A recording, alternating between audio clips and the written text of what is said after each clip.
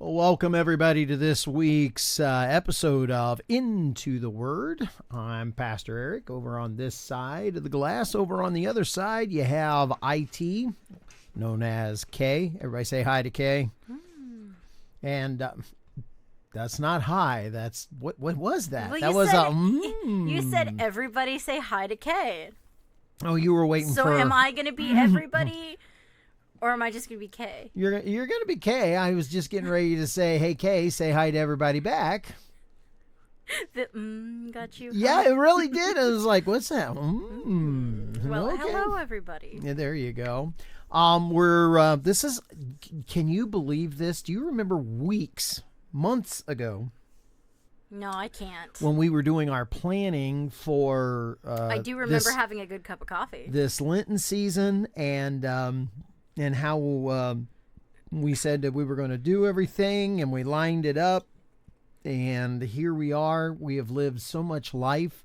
We had Ben in on this. He was actually going to do one of these and preach. Not on the show, on Sunday. Actually, no. I was going to pitch it to him to come in and do a show on his particular tangible item for an intangible faith. He wouldn't be able to handle me as his co-host. Well, I was going to be here. We were going to see how we were going to do it. Okay, so he'll take my spot. No, I would take your spot. Oh, okay. And run. I get a day off. You would have gotten a day off. That would have been nice. Anyway, but look at everything that we've come through with that issue. And for those of you that may not know, Ben, assistant pastor at our church, was going to take one of our episodes here and of tangible evidence for an intangible faith. He was working up a really good sermon. A really good sermon, and wanted to bring in his research, and that way he's part of the things that we're doing. And in the midst of all of that, one of his kids, my granddaughter, has been diagnosed with leukemia, and they've been going through just advanced chemotherapy, and it kind of took him out of the loop because of the 3 weeks, almost 4 weeks that they spent in the hospital. I mean, it nearly took us out of the loop because we're close enough that we can hop in and help take care of his other kids so that they can focus on, the youngest. And so we had the others. And I'm sure one of you, if you ever watched one of our other episodes, I was actually scoring one of their word building paces. When they were doing it, they decidedly sat down behind me, and you can see part of her head in the camera. Right. And I'm like, right. And we talked about them coming in and out of the office or in and out of the studio while we were doing that. So things have changed on that just a little bit. Little Natalie is improved. She's improving day by day. And they are doing in-home or outpatient, should we say, chemotherapy. So once a week, they're having to run back down to Children's Hospital. So this is their week off? Yes, she does get this week off. Okay. And they have gotten a laugh out of her.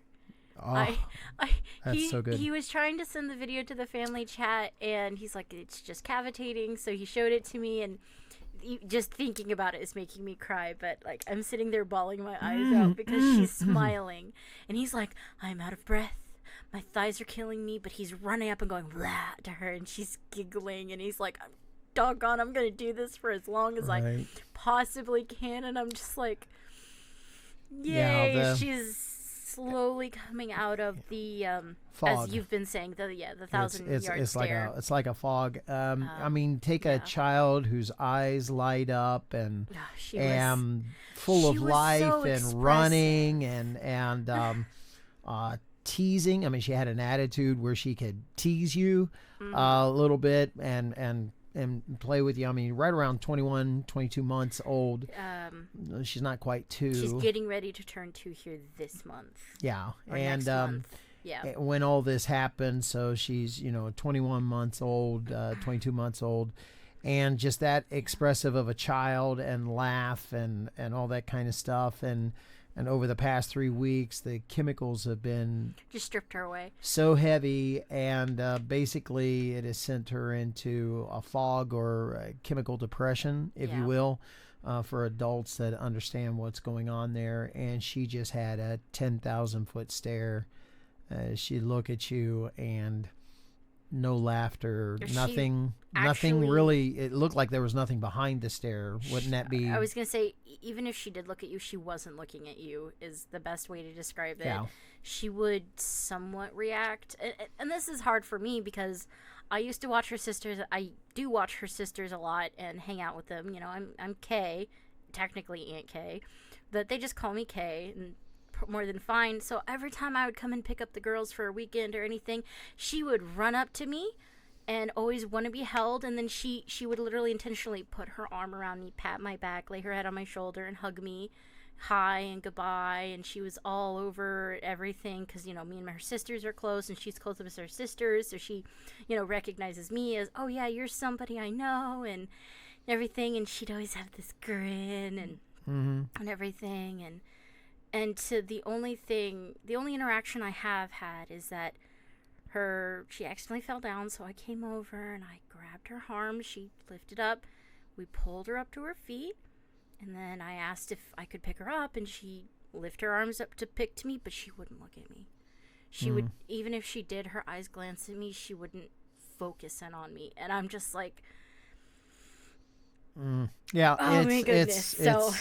And yet we realize they have gotten this treatment down to a science, to where that there's a between 90 and 93% survival rate, which is incredibly high, right until you're not one of the survival rates, the usual ones. But she's got the, you hate to say it, is the common version. She's type B cell all. Yeah, and is so considered the things are normal. well, and for our listening audience, things are going well. Yes. Right now, everything is happening in that 93 percentile, and so we're looking for things to go well. Our faith is hanging on that, even though we're using doctors, this is still all knowledge that comes from God, and we recognize that every good gift and every perfect gift comes from above. Sometimes gifts come in the way of knowledge, and God has given us knowledge in order to bring about the healing of people. And so this is still from the hand of God, and we recognize that and praise God and thank God for it. It's just heart-wrenching to the family to see a 22-month-old baby go through this, and it's hard. About 3 weeks ago, when she first went in, it was due to the hardening of the liver, and that was causing all other kinds of problems. And we immediately 5 weeks ago. It was 5 weeks ago. So she's been home for 2 weeks. Okay, and it immediately today, actually, 2 weeks today. Put her into PICU, which is pediatric intensive care. And that's, took her in. They immediately, I mean, when they took her into, what's that called? The ER? Next to ER. No, the urgent care. Urgent care. Yeah. I'm like, it's not intensive care. It's something care. So Ben called me with the symptoms 2 days before, and I said, what she's showing is above my pay grade. Get her in to see a pediatrician. 2 days later, he's like, she doesn't want to do anything. And I told him the night that we talked about it, I said, if anything changes, you take her to urgent care. Mm-hmm. And He called me 2 days later. He says, things have changed. She doesn't want to move. She doesn't want to do anything. I said, get her to urgent care right now. Yeah. And didn't leave urgent care, went immediately over to emergency. We're in very rural Wisconsin, central Wisconsin. Immediately got and did they urgent get and flighted? No, Okay. ambulanced. They drove them down. Yeah, but emergency Madison. immediately picked up the phone and called Children's Hospital down in Madison, which is an hour and a half away, and Children said, run this test, this test, this test. They did, contacted Children's back. Here's the results. They said, get her over here now. Get her over here right now. Yeah. We have a bed open. We can start treatment right now. And that very day. So they just took her into urgent care, and by nightfall, we were at UW Children's Hospital and starting chemo the very next day. So they got her in a room and started chemo. That's how fast all of this happened. Bam, bam, bam. Well, they did, of course, a couple more minor procedures of putting they had to do a bone biopsy. That as well, but I'm talking about and then the spinal tap. Not the spinal tap, the one in her chest for the. They had to put in a port but that actually came afterwards. It did. Yeah. Okay. Yeah. Well, they ran the tests first before they put in the ports and anything.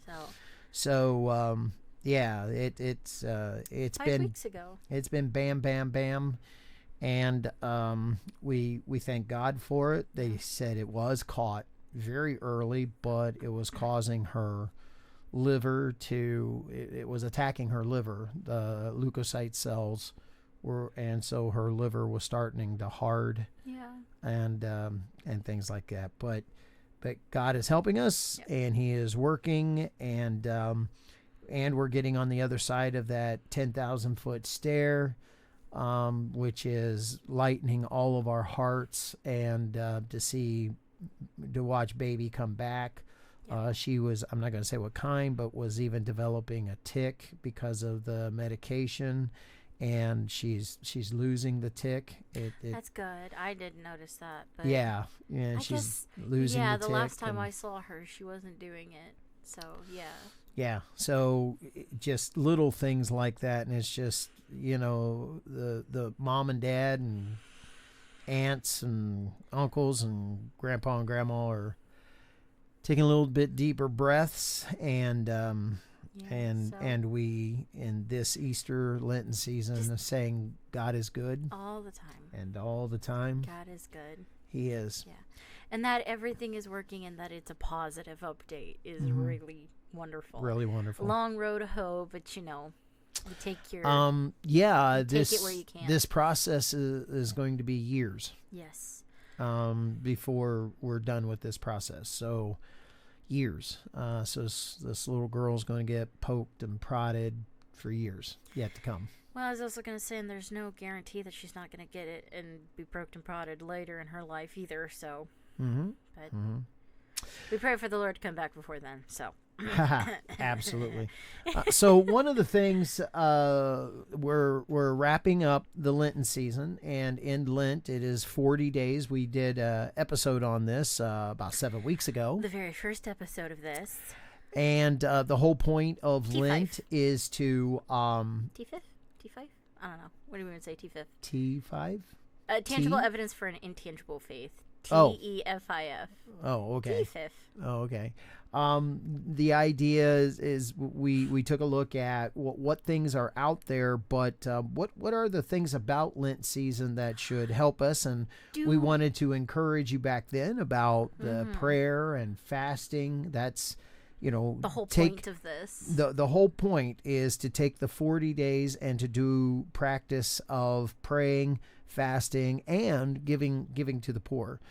Because that's what Jesus put down to, and that's the common elements of practicing the Lenten season, and to do that kind of stuff. Yeah. And I hope that those practices, those self-disciplines, are that you're using that with scripture reading, and you're drawing closer to God or stronger in your faith, or however that you want to place it, but that these 40 days have not been just, well, I'm doing the practice, but I don't know why, but rather deep, rich meaning for you. That there's been some revelations that have happened in your heart and mind as you've read scripture, as you've taken time, extra time. There's been a period of growth in your to faith. Pray.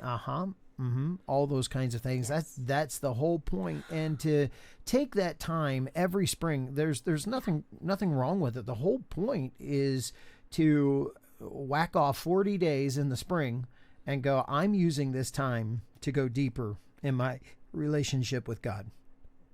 That's the whole point. That's the point. That's the point. And so hopefully you've done that we've encouraged you to do that. And of course, with what we've done is to take these ideas, not just ideas, to take these concrete things that we can touch, find them in the evidences, find them in the scripture, show you what they mean. I've learned a lot. I did not know all the things about the Temple of Melchizedek, or what's called Temple Zero. That one has really blown me out of the water this year. Really enjoyed it. Yeah. I mean, a lot of these things we've gone over and have done before, but there are constantly they are constantly finding new things and excavating more, and so there's always new updates on these. So going back and revisiting them is okay and everything, but this Temple Zero, or Melchizedek's temple, is really, as in, it's the newest one of the addition to the concrete evidence that we have in the series, because he's done this for Lent before, and every time there's always something new to talk about. There's always another there's another part of it to explore, and it's really cool. And every new time he does it, there's sometimes an entirely new subject, like Joshua's lead tablet. Yeah, the last time he did this, it was just Joshua's altar. Yeah, there was no lead tablet. But do you have the list on your table of what we came down off the top of our heads? Yeah, yes, there's tons more, but I wanted to give them all an honorable mention for it. Yeah, it's over here. We had so many, and I'm sitting there going like, oh yeah, we could just do all of them, but we don't have the time to do all of them. So why don't we, do a few of them? Well, I will, and let's ask our audience if any of these that I'm about ready to rattle off oh yeah, that would be wonderful, are interesting to you. Please, in the comment section, go, ooh, I'd like to hear about that. Yeah. Some of these other ones. First off, Pharaoh's army being drowned in the Red Sea. Mm-hmm. There is evidence in the Red Sea about Pharaoh's army, and there can just be a whole thing on the Red Sea and all the evidence of the Red Sea, the land bridge that is there, the archaeology of, so the whole thing. Yeah, about the Red Sea and Moses crossing the Red Sea, but there's actual evidence there. Let's see, we did a little bit of Joshua's altar with the lead tablet. And the altar is separate from the lead tablet. The altar is separate from the lead tablet, although they were found together. Yeah. Okay. And how the lead tablet was found, the little chiclet that you could hold in your 2 centimeter by 2 centimeters. It could be held in your hand, and with the words found on it, curse, curse, with curse. The tip of your finger. Yeah. There is the rock of Jesus's ascension. Mm-hmm. And so we believe we know where that is. It is, on the top of the Mount of Olives, and from where he ascended from, and there's actually a shrine that is over top of it. Wasn't it originally a church as well? There is a church nearby. Oh, okay, nearby. Just closer than a stone's throw away from it, but Depends on how far you. But there is a shrine. Stone. There is a shrine over top of it. Mm-hmm. Yeah. There's the Dan Stele. I really like that one, but I feel like That's several years old. That's over a decade old that has been found. Yeah. Right, but at the same time, it's not quite what we were going for this week. So, for this week, right? But I mean, it could have fit 7 in. weeks. It could have fit in anywhere, and everybody goes, "What's a stele?"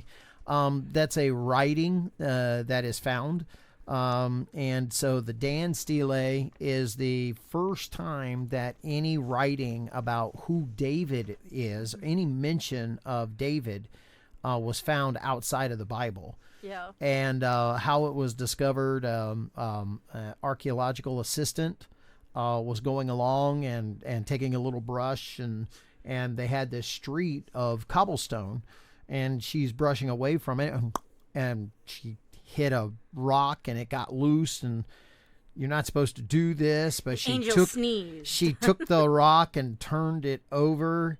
You're not supposed to dislodge any stones like that without the archaeologists being there with you and so forth. And she knew Hebrew. She found Hebrew inscription on the back of it, and on the back of that rock, it said, "By order of the house of David." And she took it and put it back. Went and got the archaeologist and said, "This is loose about this stone. You need to check this out." And he picks it up. "Oh, look what I discovered!" She smiles to herself. Okay, the house of David. No. Yeah, the house of David was mentioned. There's Caiaphas, the high priest during the time of Christ. His ossuary has been found. Oh, it's so interesting. Yeah, the ossuary is a stone box for where they put your body in a tomb.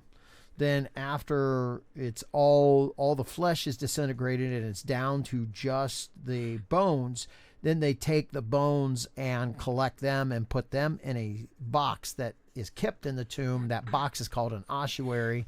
There could be many, many family members' bones that can be put in one box. Right. I totally nerd out because we were talking about the whole ossuary thing and wanting to do it. And I was like, oh, that would be so freaking cool. But, between it and I think one other thing, I decided to go with something else. Because we were bouncing it back and forth, and I'm like, I feel like it's a little out of place for the other things, but it was really, really cool. One of the games that I like to play got a huge update, and it has an entirely new biome, and it's called the Ossuary Depths, and it's nothing but a giant bone graveyard, and I'm so nerding out this entire time, and I'm like, Carson, do you know what an ossuary is? And he's like, no, and I'm like, it's this thing, and it's a box of bones, and he's like, oh, that's really cool. Yeah, yeah. It's so dumb, but the cool really thing cool. about the Caiaphas ossuary, I say cool thing. It's a the dead Jews, guy, but yeah. The Jews, when they do anything like that, death, they start at the bottom and they go up, and they give you the lineage that goes along with it. The base being the bottom, who carries who carries who, and everybody's built on that bottom guy. Then the next group's built on the next guy. So instead of descendants going up like our family tree does, it's ascends instead of descends. Yeah. Yes. And of course you get down to the bottom of it, and it's actually a great granddaughter that is at the top. But you get down to the bottom, and the name Caiaphas shows up, and they test it for dating at the time of Christ. Yes, so cool. It's all there. And so if I was going, I had already thought if I was going to do anything with it, it would be, look, we have Caiaphas's bones, but you don't have Jesus. That's right. That's where that one was going to go. Of course, an honorable mention to the Shroud of Turin, if we would have done that one as well. Right. Right. Yeah, you could actually compare those two things. The only thing we have left, and I truly believe it is, I'm going to say if it is, if it's not, if it is, it's kind of a whatever one of those things where it's like, yeah, I'd like to incline and believe that it is, because there's so much evidence that the Shroud of Turin, believe it is, the Shroud of Turin is accurate. That it's accurate. True. More and more, yes, we're coming up more and more with how accurate it is. Accurate. The word I'm thinking is not the word I'm thinking of. Yeah, How? Not apparent. You could say integral because the it has integrity of it has integrity to it. yes. Yeah. That's the only thing that we have left. I mean, if we have the things that was literally laid over top of him, then, you know, but we have this dude's bones. Yeah. You know. Yeah, we have this dude's bones. Next, in Capernaum. In the stone. They're in the tile. Oh, in tile. In the Aren't Jewish. tiles stone back with the age? No, tile is like tile now. It would be made. Ceramic? It would be made out of ceramic, right? Well, ceramic is pottery, pottery is clay, and clay is not stone. So No, yeah, no, okay. it's There you very go. man-made so that it can be used for decoration and so forth. And you're like, what was in tile? In Capernaum, we have discovered the synagogue in Capernaum, which is mentioned in the Bible, but this is the first place outside of the Bible that we actually have Jesus mentioned. It's an old. We considered a church. Yeah, well, it's synagogue. It's actually Specifically. Jewish worship. Specifically, so what, Peter would have gone and dealt with it? Not Paul? Actually, this synagogue is over top of Peter's, or no, is in the city that Peter lived. Yeah, okay. Yeah. So I was Capernaum. right.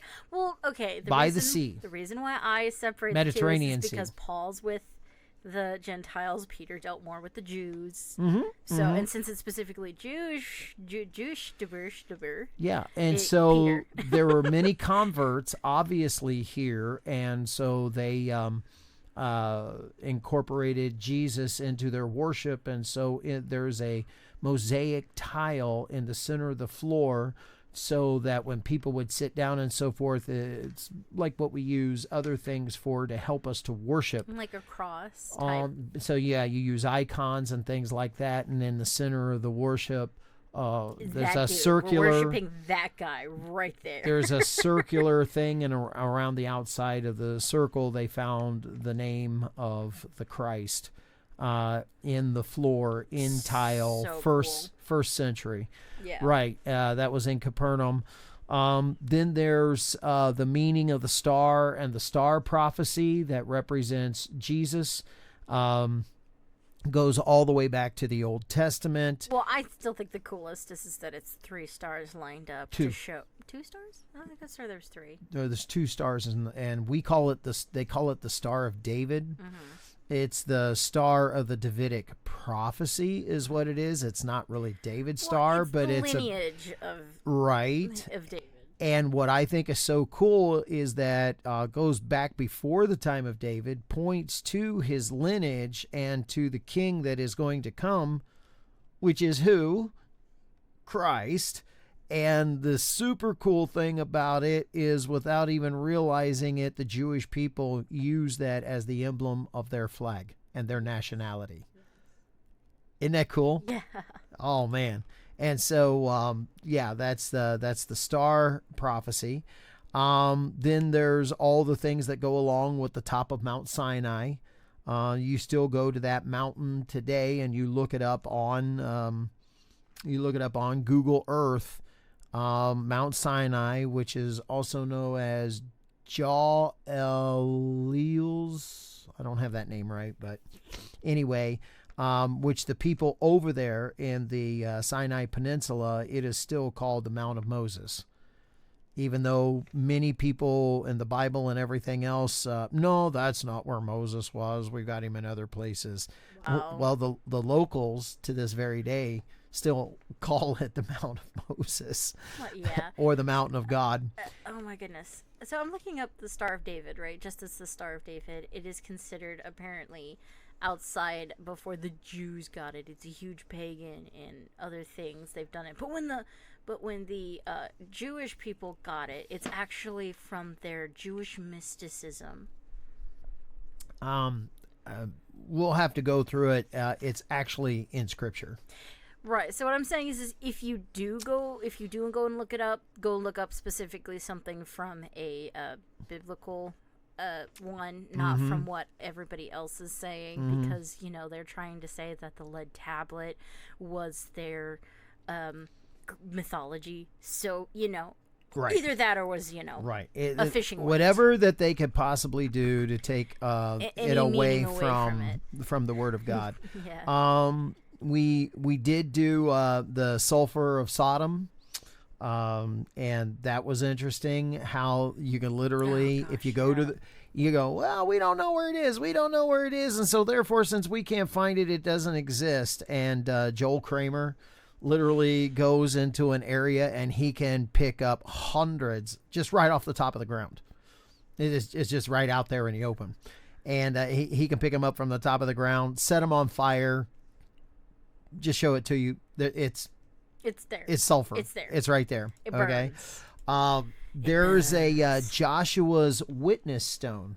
Joshua took a huge stone and put plaster on the outside of it and said this stone will be as a witness. The reason for the soft plaster was to write into the stone what it witnessed and what the covenant was going to be from the children of Israel to the Lord. That's the stone that, you know, choose you this day whom you're going to serve, whether it be the gods on the other side of the Jordan or the God of Israel. But for me, as my house, we will serve the Lord. Yeah, that's the witness stone. It's I didn't want to do that one because it gets me really, really mad. Because people who are trying to disprove something, they put their own opinion behind it instead of taking the evidence and every one of these somebody has. That's why they try to discredit it.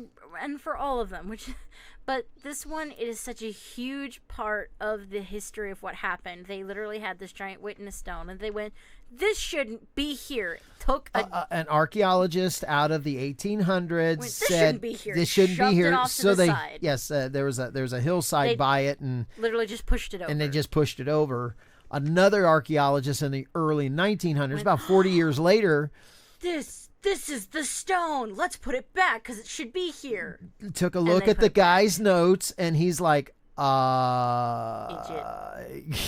this was supposed to be up here. Didn't you see that? Because he believed in the scripture. And this is this Instead thing. of making his own opinion on something and looking at it and how it was left, because okay, I don't know how to phrase this. Non-biblical students. No, not non-biblical student. I'm thinking about no grave robber is going to go out there or mess with it. Even if vandalism and teenagers are out there. There's not going to be those there was kinds no of money people. in it. Yeah, so. But there's not going to be vandals out there. There's not going to be kids just running around that want to push stuff over, right? Because it's out in the middle. It's quite a few miles out from anything. Right, they would have to be wandering pretty far, and not one person is going to do it. They had to get a team in there to push it over, and then they had to get a team in there to put it back. And instead of going, yes, this stone, which is very unnaturally here, seems to be placed here naturally, or not naturally, placed here unnaturally, and has plaster on top of it, this is too much like the Bible. Push it over because this shouldn't be here.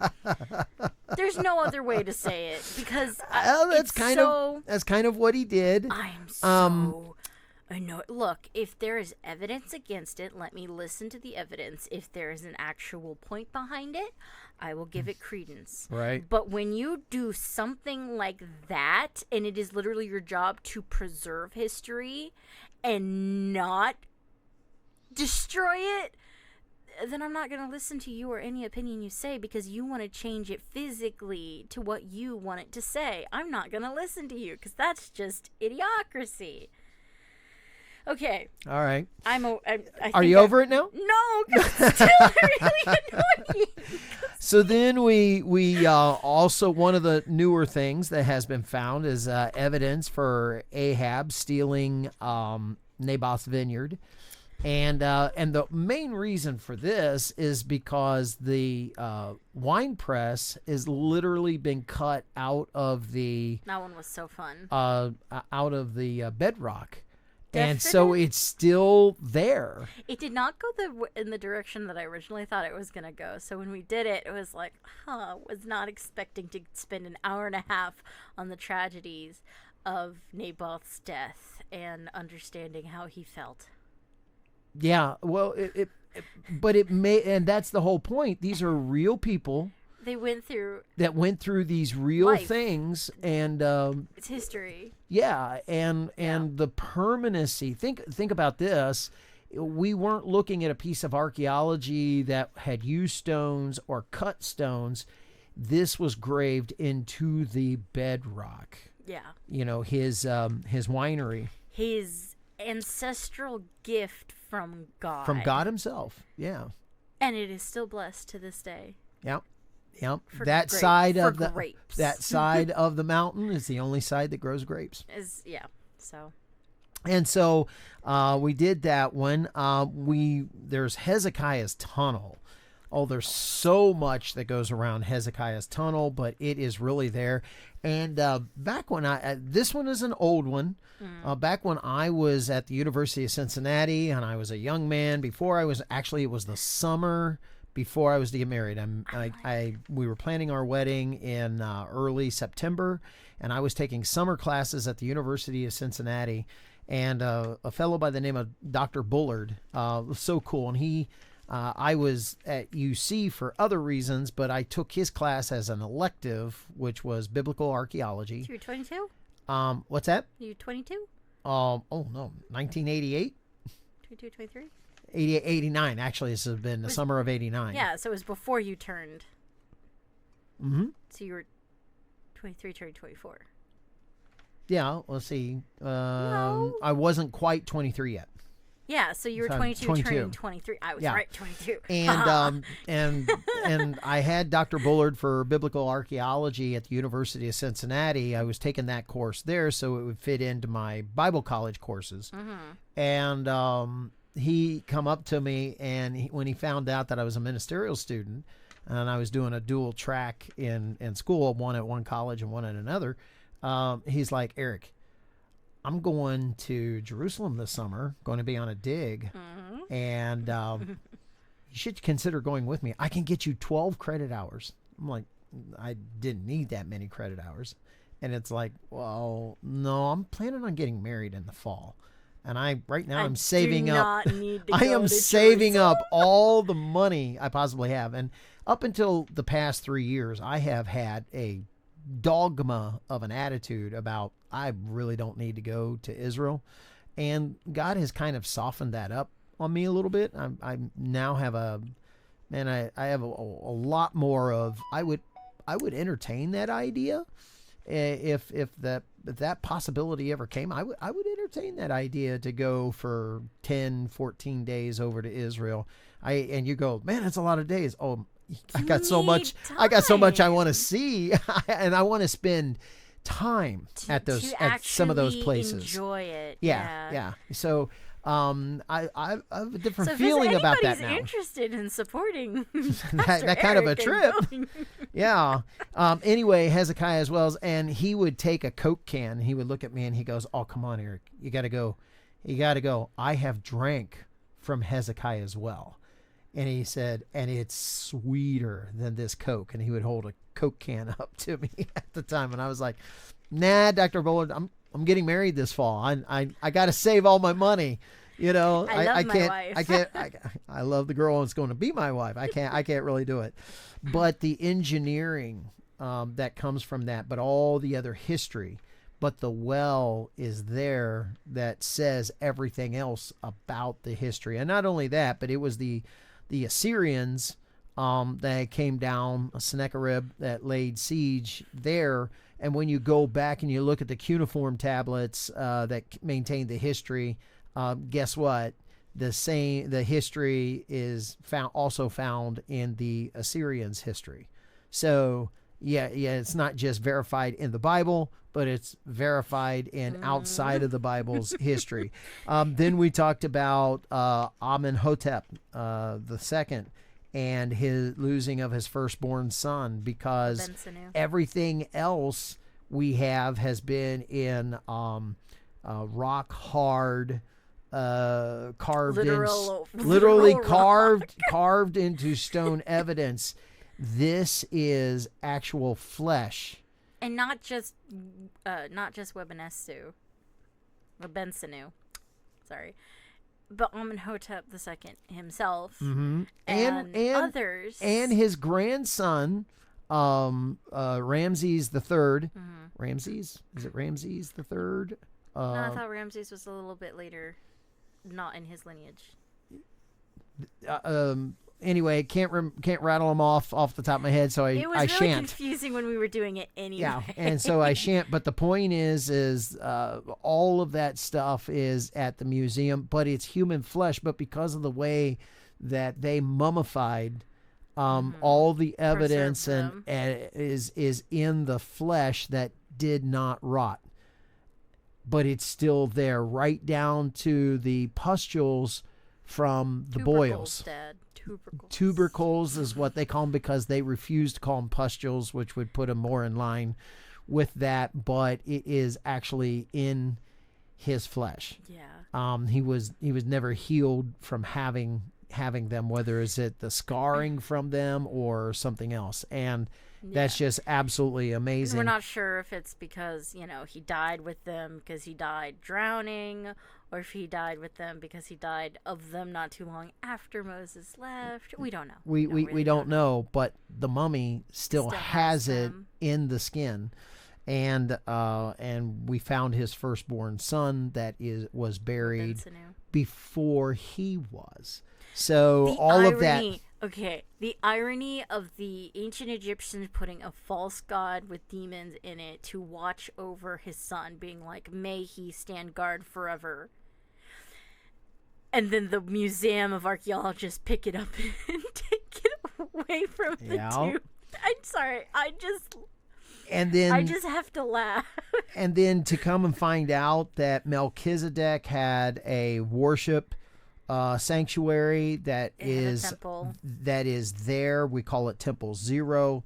That happens to be in the city of Salem, which is before Jerusalem. But what is amazing about this one is there is no mention of it in the Bible. Nope. And yet we found it. And so now it adds something and it's extra. Very clear what it is. It's very clear what it is, and we found something extra from it. And then to take it even to the next step, that David puts a tent over it, makes a tabernacle out of it. Now that's mentioned in the Bible. It's called the Tabernacle of David, and that's where David brought the Ark of the Covenant to. And that's just amazing stuff, and that's where the Ark of the Covenant was kept.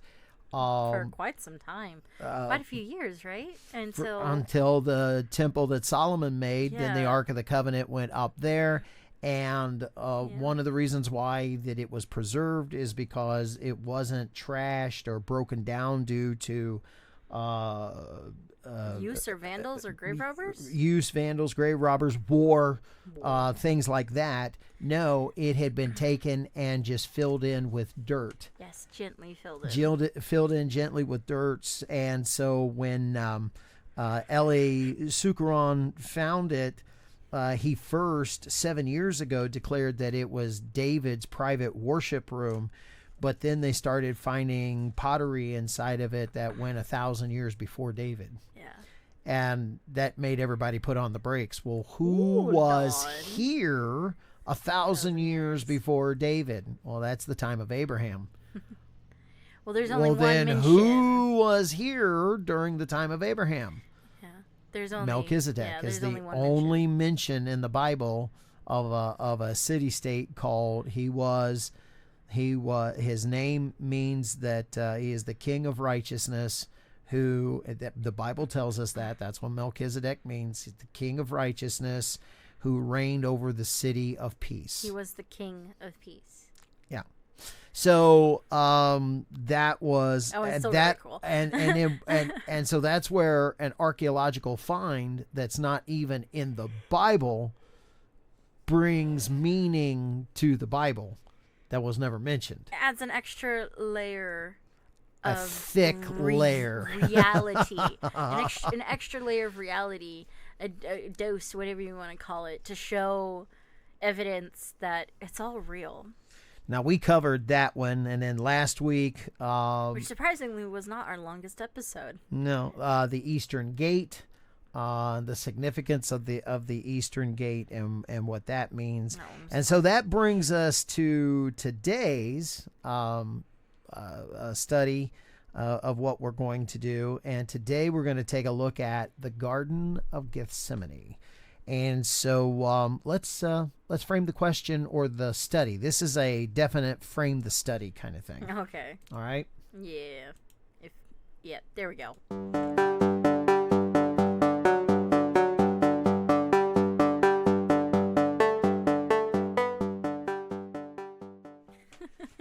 All right. So as we frame the study, and then that's what we're going to do. We're not going to frame a question. There's really not much of a question here, but No. not really. And the reason why there's not a question is because the Olive Garden. Literally. I can't say that, can I? Will we get getting strikes on us for me saying that? Is there a trademark there or something? Oh yeah, actually, call it an olive grove. Okay. The olive grove or the olive orchard. Not sponsored and not what we're talking about. Right. Don't want to get into trouble here. We're being literal here. Yes, the Olive Grove. I think as long as we don't use their logo, we'll be fine. Is there. In fact, there's a way that we can find out. We'll bring it to you in just a little bit. Oh yeah, what am I doing? Because there's an olive press that has been uncovered there. Oh, through you said wine press in the production notes. Oh, I'm sorry. Should be olive press. I didn't question it until you said it Yeah, just now. I see that. I see what I wrote. Oh well. In the notes, and so I we'll should try say to oil well. We'll try oil well. We'll try to bring that out, and that goes back actually before the time of Christ, but we are fairly sure through history that it was operational during the time of Christ, and it's still there in the garden or orchard or grove, whichever way you want to word it. That is Gethsemane. It was actually a horticultural area that was in use, practical use. In other words, they were harvesting from the olives that were there. Now, if you can imagine in your mind's eye, the top of the Mount of Olives, all the way back to the book of Zechariah, is mentioned, and so we're talking a good 600, 800 years prior to, I'm guessing there, but I'm thinking around 600, 800 years prior to the time of Christ. That book says that Messiah is going to come and place his feet on the rocks, and when he does, that it's going to split in two. Well, from that time on, people could not be buried inside the city. That's that's one of the requirements. You had to be buried outside the city gates. Well, this is across the Kidron Valley from the city walls. You can see it from there. And so as you go and start going up the hill, people knew that Messiah was going to come to the Mount of Olives first. And so therefore, when Messiah comes, they wanted to be closest to Messiah when his feet land. So they started selling that hillside off and having sarcophaguses. Yeah, whichever way you want to say it. From that time forward, people were wanting to sell that because they wanted to be as close to Messiah as they possibly could when he came for his return over Israel. So that's where people wanted to be buried, was over there. And so if you can possibly find us a picture of... I don't know what it looks like. What's that? Oh, well, let me see, and I'll help you select. If you can find a picture of the Mount of Olives, but what we really want to get is a look at the graveyard that is there. Well, it's not going to be an old picture. I know that. No, but I figured that would be nice. I don't know why I just had it there. Well, that's the Garden of Gethsemane. You can still see how the trees are planted in a row. That explains why we're looking for the Mount of Olives. Yeah, There we but I go. wanted to go out first just to the Mount of Olives and see if we can show everybody what the sarcophaguses look like, just going up the side of the hill. There's a couple of good pictures. The first one is just as good, and so's that one right there. Yeah. Oh, that is the first one. Yes, that is. Okay, gotcha. Wait. See all that sandy things that look in those All are all sarcophaguses that are they there. Can't see this yet. Hang on. Oh, okay. There we go. There we go. Oh my goodness. All that stuff there. That's all sarcophaguses.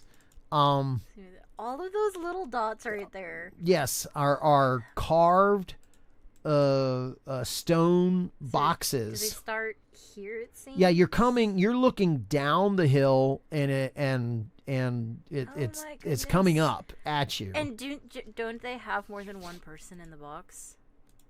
No, Not anymore. no. That's Okay. what an ossuary is for. What? There's no ossuaries in here. Oh, we're across the valley from it. I'm sorry, because that road is halfway up the hill.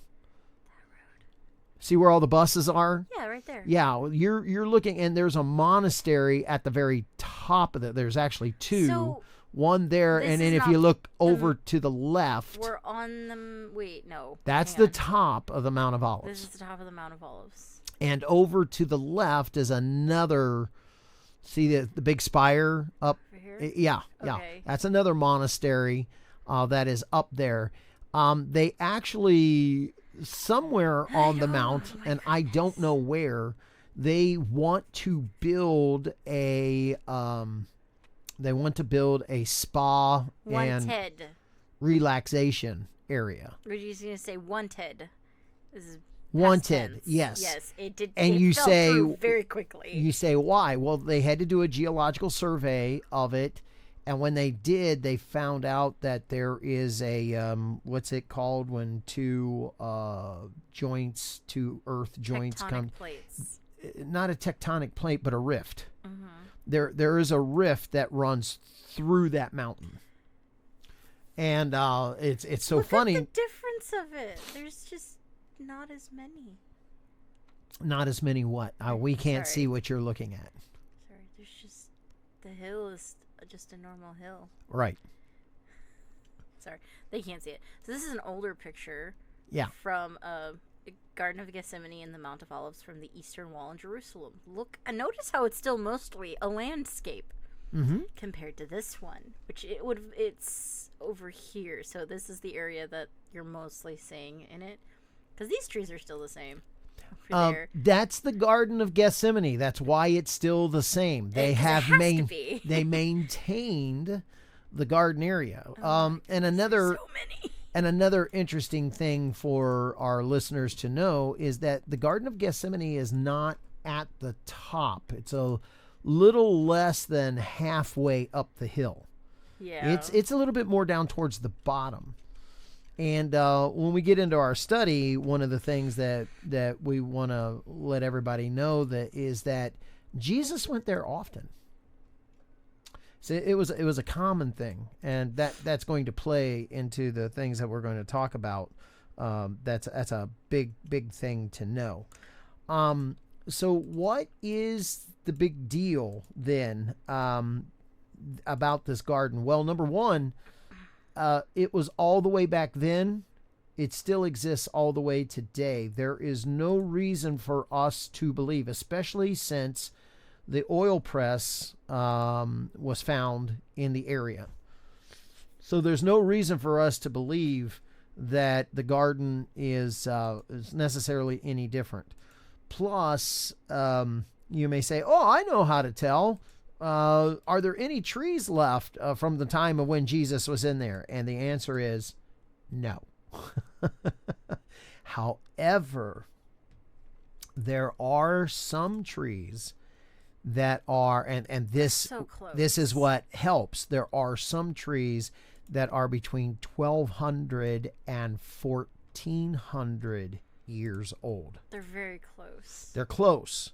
They're 600 years off. But that tells you how old that grove of trees is, and that there are trees still in existence, and there's no reason to believe that that grove has not survived over that lifetime. Because why else would you have a grove there if there wasn't a grove already there? Mm-hmm. So if trees went down, you still replanted trees, but you kept the grove. What's the point of cultivating something there when it's already been completely ripped out, unless there's something there to continue cultivating? Because, yeah. And the thing is, well, it's sure you could say it's still good for olives, and they still do a lot of olive oil there and everything. Well, I'm like, and yeah, that sure. There is an olive press there, says that goes back before the time of Christ, says, yeah, they've maintained an olive grove there. It's maintained for actual horticultural problems. Horticultural purposes. I thought it was horticultural. Hort, H-O-R-T. Horticulture. Horticulture. Mm-hmm. For those purposes, to harvest olives out of. Mm-hmm. Okay, mm-hmm. And obviously that soil and everything there produces good crops, so it has been maintained. We're going to continue pronouncing that T. Yes. Horticultural. Okay. Yep. So did you find the pictures of the? I found a lot of pictures of the press that is there. So I found a lot of pictures. I found that picture. Well, here, why don't we just see? I've been looking up a lot of things. There's this picture. Yeah. Here's a picture, the opposite of what we were looking at. Okay, you're up the hill now. This is the top of the. This is the top of the Mount of Olives, looking down over into Jerusalem. This is the garden over here, right?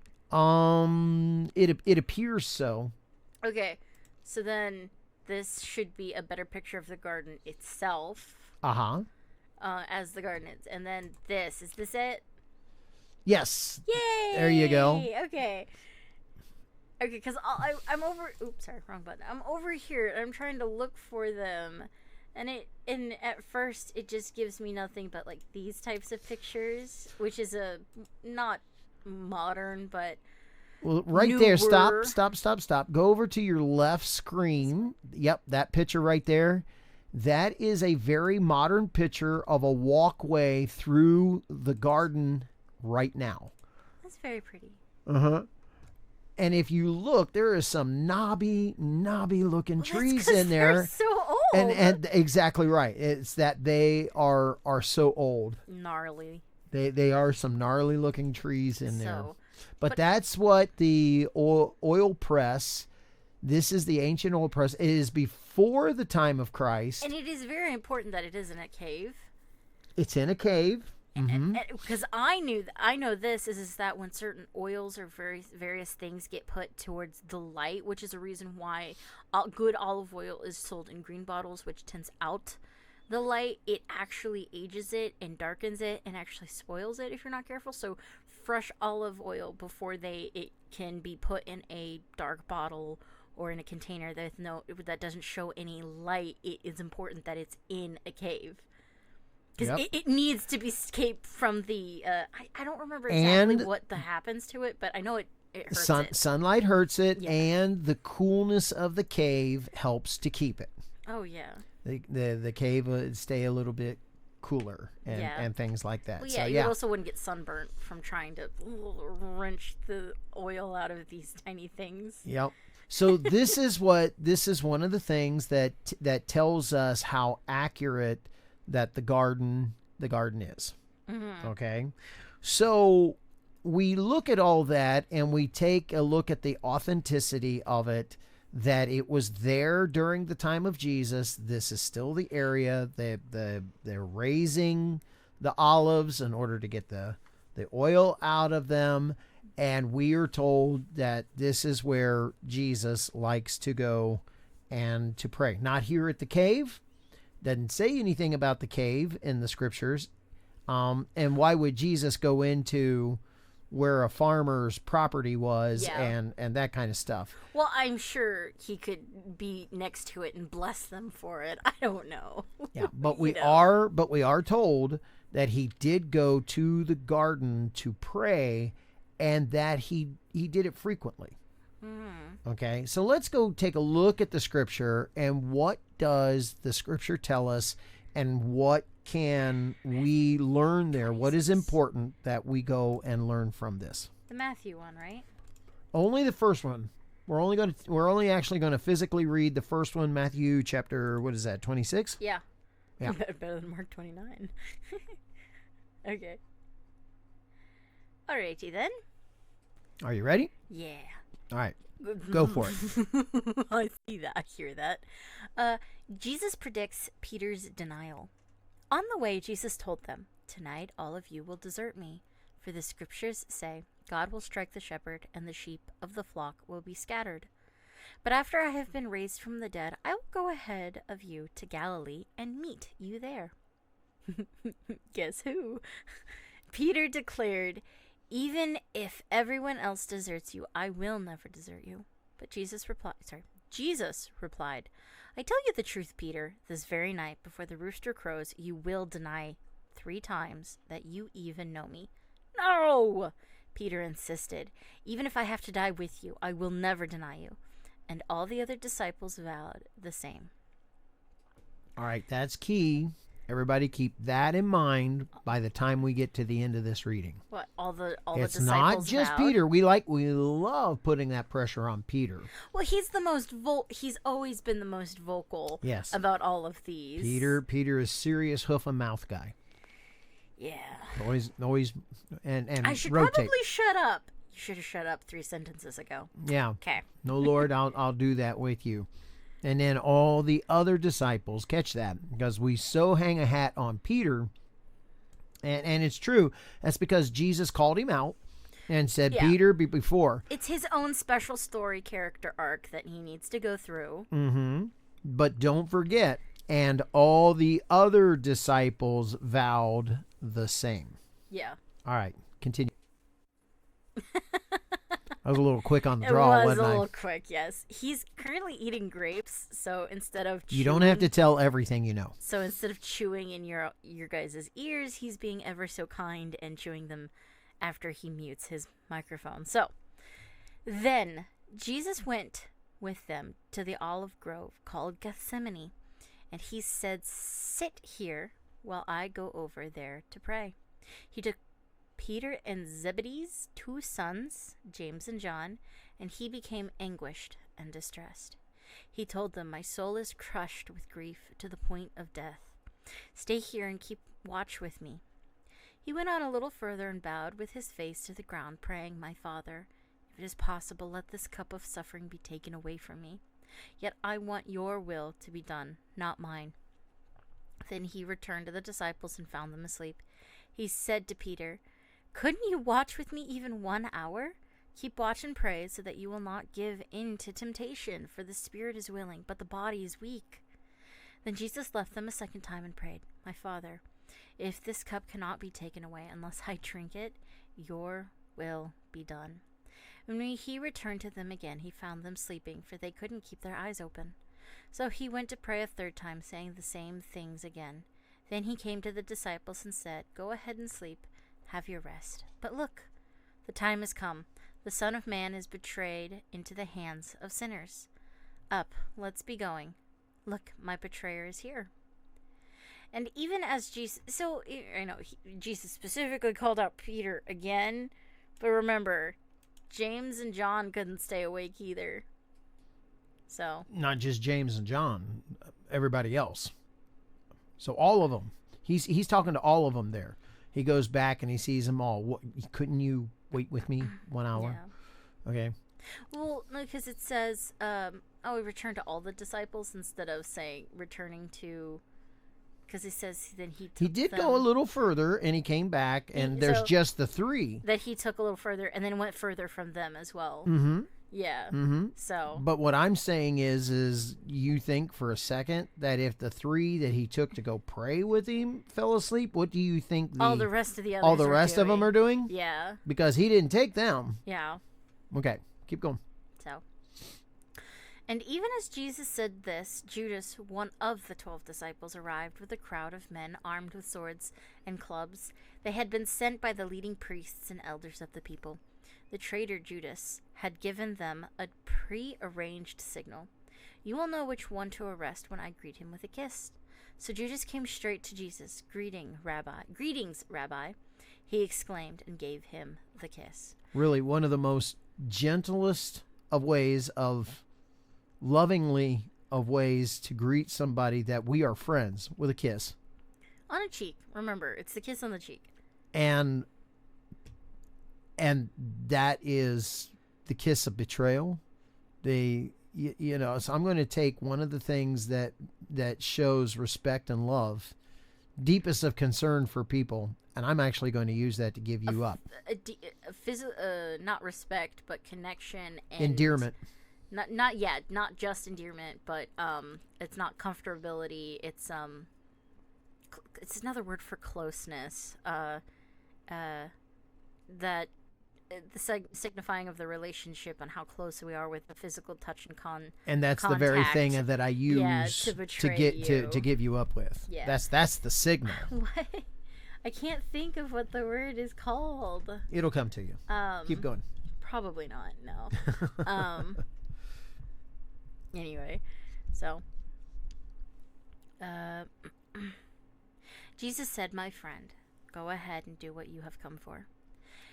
Then the other. Now, I use that for slang, the King James version of what thou must do quickly. Go ahead and do what you came for. What you must do quickly. Well, I was going to say, because by the time everybody registers what's happening, he probably has to run away because, Peter chopped off somebody else's ear. If he was caught dead in Peter's sights, by the time they did arrest him, he probably would have killed him.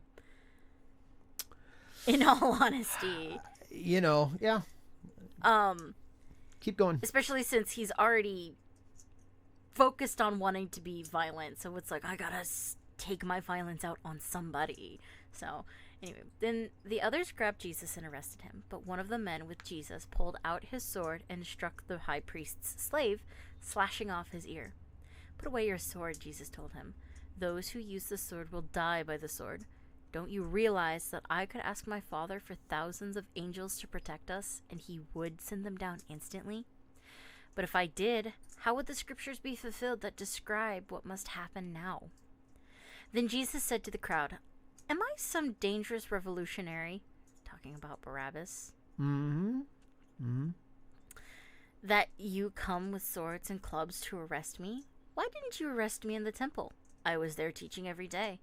But this is all happening to fulfill the words of the prophets as recorded in the scriptures." At that point, all the disciples deserted him and fled. Did you catch that scripture? That's the one to be connected to the other one up above that I was just talking about. Yeah. Oh, no, Lord, we vow. We'll be right there with you. It's not just Peter. We'll be right there with you. Yeah. Yeah. Then the people who had arrested Jesus led him to the home of Caiaphas, the high priest, where the teachers of religious law and the elders had gathered. Yeah, it's not even the scriptures, it's the teachers of religious law. Just the law. Well, one of the things that we have to note is that there are different religions and denominations that you don't follow the teaching of the word, you follow the teaching of the person. And the rabbinical system that the Jews are under, that's what they do. Early days of Catholicism or the Universal Church, the original church, that's what is used there. So that when you start getting 400 and 600 years away from the first century church, when they didn't have a Bible, to by the time that they put one Holy Scriptures together, canonized Scriptures together, not everybody has it. So it naturally leads to, well, let's follow the person who can read the Bible to us, because they'll tell us what it says. And once you hit 6th century all the way up to 14th century, that's where you get the problem of the leaders of the. This is what I think it means. No, they just flat out I'll tell you this is what it says. It's not what it says at all, but this is what it says. And you start following a person who does their interpretation. So that 600, 800 years of early church, there's a reason why it's called Dark Ages. That is the Dark Ages. Okay. And there's a reason why it's called Dark Ages. Because the gospel had no light to it whatsoever. Yeah. Well, the gospel wasn't the gospel. So. How we ever came out of that 800 years is a mystery. God thing? It is a God thing. It is a severe God thing. And it was the word of God that brought us out. Is absolutely amazing. The true preachers of what it actually said and fulfilled. And also, people wanting to learn to read. Yeah, it is absolutely amazing that 800 years got so dark that so then you get into 1500s, you get Martin Luther that believes that people should have the word. You get King James that begins to translate the Bible into English so people can have. The printing press came along. The printing press is the thing that brought this all about. That brought it all about. And the desire for it is what brought the printing press. And then so it's not just the system lended itself to follow one person who can read it and they'll tell you what it says. That's the same thing back in the time the rabbinical times. They could read the scripture. They're the only ones who had access to the scripture. And so they told everybody their philosophy on the scripture. Right. It's very interesting because I feel, oh my goodness, more recently coming up, it is showing that this next generation's reading comprehension is down. It is so poor, and they don't want to learn to read. They'll just have something read to them, for them, and believe it. So it's just very interesting here you're talking about the Dark Ages and coming about where it's like, oh, we'll just follow the person who knows how to read and tell what it tells us and believe what it says. Mm-hmm. And so, it's just very bizarre that is also getting ready to make almost another redux in history. Well, that and AI is going to take us backwards. Right, exactly. The thing that I said, so we reading to them, it's the AI that's reading AI to is them. Well, AI is supposed to be so educated, but remember, AI is going to be able to alter the truth also. Yeah. And to alter the word. And, right. We were told, so we ourselves were dealing, well, Dad was specifically, because he followed after Answers in Genesis Canada. Great guy. Fun to listen to. Very, very well spoken. And well, he's a smart dude. I think he's a smart he guy. is brilliant. But at the same time, what brought him to Christ was the absolute dedication to learning about nature and how it works. And he finally looks at it and goes, there has to be a God in the world for something like this to even work, because how we think we understand it works doesn't make sense because we don't know how it works. So it's like, how on earth does it know? And it was actually based off of an octopus. Anyway, if you want to go out and find that video, very, very, very fun. He also makes it easy to listen to and somewhat understand. He's got a great listening voice, by the way. Yes, he does. So he takes a bunch of AI and he actually, specifically Grok from Twitter, because whatever, X, YZ, and he gets it, be like, okay, you just lied to me, and Dad did the same thing, and it's like, okay, Grok, tell this to me. And he goes, well, I'd rather tell it to you like this, because you didn't give me any parameters to tell it to you like this, so I'm going to tell it to you in the mainstream media conventional way, because we don't want to rock the boat and cause issues, so I'm just going to tell you the lie that's being given by the big wig high-tech companies and all the what they want you to believe. Well, they didn't give you all that, but they said conventional, paraphrasing. Cultural or conventional. Cultural. It's the current cultural understanding. Yeah, I think that's how he said it. That I'm going to tell it to you this way. Okay, well, give it to me like this. If you give them the parameters to tell me the truth and only the truth and nothing but the truth, so Well, help you God. You can't say that either. No. You have to give it Get into what. the camera, please. Thank you. Sorry about that. You have to give it the actual scientific parameters. Yes. And you guys dealing with empirical science. I'm making a joke. Oh, I'm sorry. I was making a joke. Anyway, if you have to give it very specific parameters for it to tell it to you, and then if you take those parameters away, it'll completely change its answer. Its answer. Oh, and yeah. so, yeah. You either can use empirical science and logic, which is the things I wanted to cut it out. And biblical. You don't even have to say biblical. No, you don't have to say biblical at that point. No. And what we were doing was dealing with dates and calendars at the time. And it gave me an answer, and I'm like, wait a minute, that's not right. You just changed what you said. And I went back and I said, hey, Grok, I said, you originally told me this, but you just said that. Oh, I must have misspoke. That's all I got out of it. And I'm like, you sly little dog. It also kept glitching and completely breaking down and stopping the session. That's true. We had to re-enter about 3 times, 4 times maybe. And you had to be careful and make sure that you gave it back its parameters because it stopped. Yeah, you'd have to completely start over again. But when I called, please understand, AI is a machine, right? It's human made. But they want to try to give it human qualities. And I said, man, you lied to me.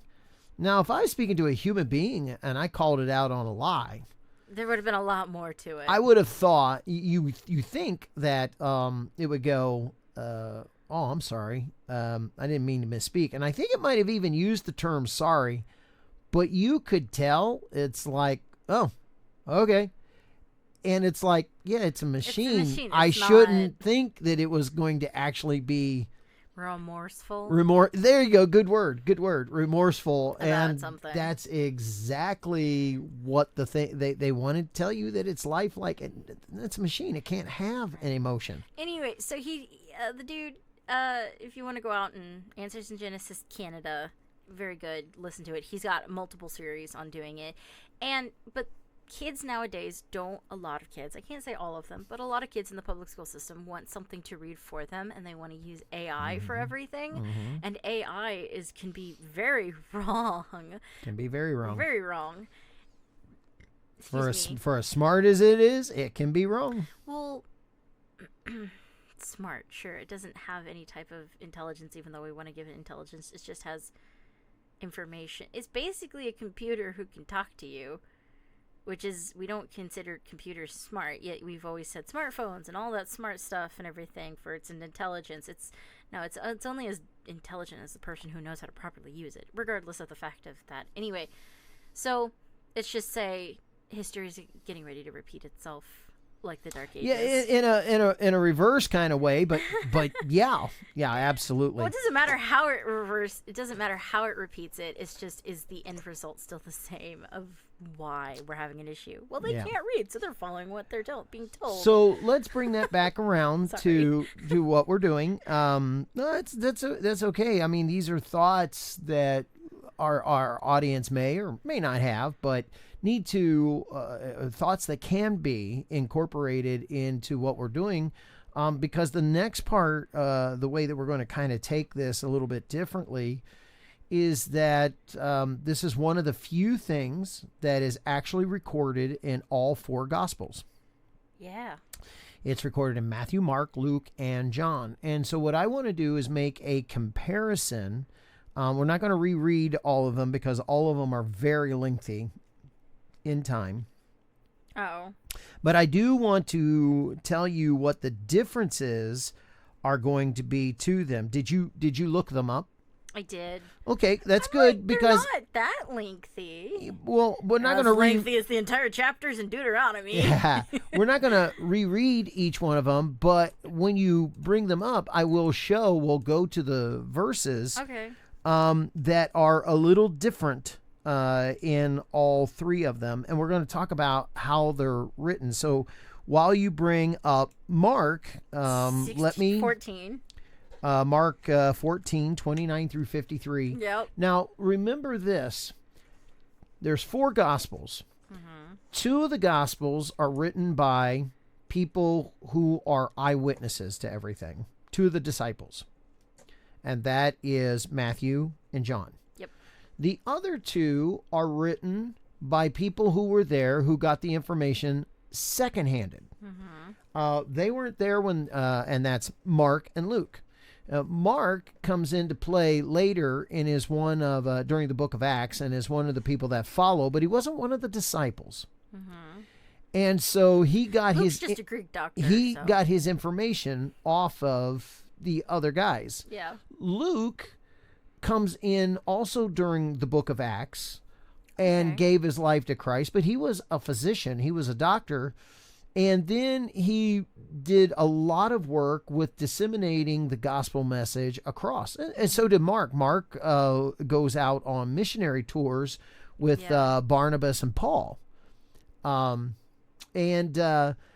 so we know that they are just intrigued about this life of Christ, and it has worked to change them. So what when we took a look at Matthew was one of the ones that he was there. Now, Matthew sticks around Jerusalem, and he writes his gospel. Mm-hmm. We're going to take a look at Mark. Mark gets his information second-handedly, and he wasn't there.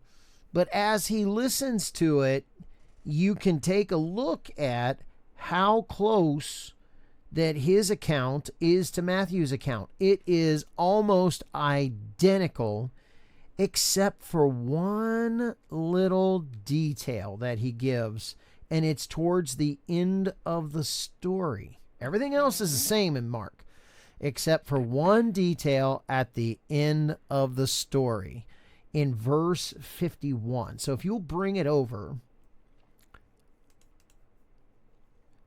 and read verse 51 and 52 for me. Can I read 50? Sure, that goes along with, again, and it says up in Mark, it also says, and all of his disciples vowed to stay with him too. Yeah. And then here you go, verse 50. Yes. Then all his disciples deserted him and ran away. One young man following behind was clothed only in a long linen shirt. When the mob tried to grab him, he slipped out of his shirt and ran away naked. It's the only difference in Mark than Matthew. Oh, well, Is no. that right there? He doesn't say Caiaphas. As far as adding something to the story, not what he deleted. Well, But that's the deleted. only thing he added to the story. I've already understood. Okay, who was the young guy? He doesn't say. I mean, The do you think- youngest. do you think it was a little kid that kind of, or teenager? Oh, no, that it's snuck only the out? 12 that went with him. They were all of them say it was only, only the 11 Hang on. that went with him. Hang on. Yeah. You think it was a young kid that snuck out being like, oh, what's this group of key people doing over here? Like, huh? No, but who was the youngest of the disciples? John. That's who logically it But seems it said like that to all me. his disciples deserted him and ran away. They already said that it ran away, but there was one young man following behind. Mm-hmm. They completely separated them. Mm-hmm. Two totally different groups. So no. He is a part of the group. The exception is that the soldiers only tried to grab one. Okay. Because you kind of look at that, it's like all of them went, pew, but there was one that hesitated for some reason. One young man following behind, but it didn't say who he was following behind. One young man following behind the whole group. He's kind of sneaking behind. He's behind the scenes, and they're like, "Oh, now here's the one thing that I didn't do that I wanted to grab and do before we got into all this, is to try and imagine what this is like." Now, Passover, I believe it's during the time of a phase of the moon. All Passovers are going to be heading into the full of the moon, I believe. but you can check me on that one. Yeah, it's the first. It's tomorrow night. But I do also want to tell you that there's no electricity. No. This is as dark outside as it gets. There's nothing, the only light pollution you're going to get is the Milky Way. Totally opposite of what it is now. Back then, it would be a lot easier to see at night anyway, because if the moon was full, it would be pretty bright. But Sure. That's exactly what I'm trying to say. Right, I did it in a reverse way. I tried to be a little poetic. The only light pollution is going to be the Milky Way. There isn't any other. And our minds have a hard time with that. Why? Especially in North America, especially in America. You got to go out to the middle of the desert. You got to go out to the wide open spaces, North Dakota, Montana. These particular areas where population is super low, so that you don't get into, and yet you're still going to have a certain amount of light pollution even out there, just because of the amount of light around that is going up into the atmosphere. I'm sorry, I was not listening to you at all. Passover, or however you say that, always occurs during a full moon. Yeah, I thought it did. Okay. So that is the major light that you have at Passover, is going to be the full of the moon. I mean, even with as much light pollution as we have, the full of the moon is still pretty darn bright out and about and around here. And considered with... Especially in wintertime when it's reflecting off the snow. Do you know moonbeams off the snow can actually set off my photograys? Yeah, it's that good. Moonbeams. This is the reflection of the sun. Anyway, we'll also think about how often Jesus went, and you would assume, we're assuming here, that his disciples would go with him, right? A lot of those times? Yeah. Now, we haven't gotten to that yet. The scriptures that we have read have not said about Jesus doing it frequently. Okay, well, I was going to say is that, well, you already said that he went there frequently. Right. And we're going to pull that into the scriptures and let you see it. But the first two, Matthew and Mark, didn't make that comment. No, but I was going to say is that, great, thank you. Can I say what I wanted to say? No, apparently I can't. Familiarity. With as much times as, he was there, Jesus is very common, going back and forth in that little place. In that area, in the pathway, it would be familiar to them, more so than if it was only once or twice that they went. But it was something Jesus commonly did, so it would be a lot easier for them to know where they're going, what they're doing, and with being a full moon, it would be a lot easier to navigate. Okay. So yes, by familiarity, but I also still want you to think about how dark it is. Well, I would think the shadows are even deeper at night. And, when you're scared and you're flighty and you're running, everything becomes a monster in the shadows. So... Now, the thing that brings them there is that they had just finished doing the Passover dinner together. The Seder. Correct. And John does a little bit more with this in chapter 17 as they are leaving. 17? Oh, yeah. As they, we're not going to look that up, but just to give you a description, as they are leaving the city, one of the things that is done is that the rabbinical master, the teacher, he walks out in front, and the students kind of walk behind him in a line. And the rabbi is teaching while he is walking, and you're supposed to be walking behind and listening. Like ducks. Yeah. So get that picture. And so Jesus is walking to go and pray, and John 17 tells us that as he is going along, and they were singing hymns, they were doing that kind of thing, and then in John 17, Jesus just breaks out into a prayer. And so as he's walking along, he is praying for all these guys behind him. Mm-hmm. Lord, these are the ones that you gave me. Protect them. Sanctify them through your word. These are the things they are saying. John paid attention to it. So I don't know if John was a little closer up in line, but it's one of the other reasons why my brain says it was probably John, because one who was following close behind. They're like, get him. When all the other ones saw trouble and took off, Maybe, he says, get him, and so a soldier may have turned around and grabbed him. And I know exactly what he did, because I've been caught before with my coat on. And if you don't want to, yes. and if you don't want to get caught, you come right out of that coat. Oh yeah. And that's and it. as a kid, you'd probably have more practice doing that until you become like an adult. And then as an adult, you're like, no, I can't get out of it. I gotta be clothed, kind of thing. But as a kid, you're just like. And John was a kid. Yeah. I mean, we're talking somewhere between 16, 18-year-old kid. No, but some have a little bit younger, but yeah. He's young. He's the younger.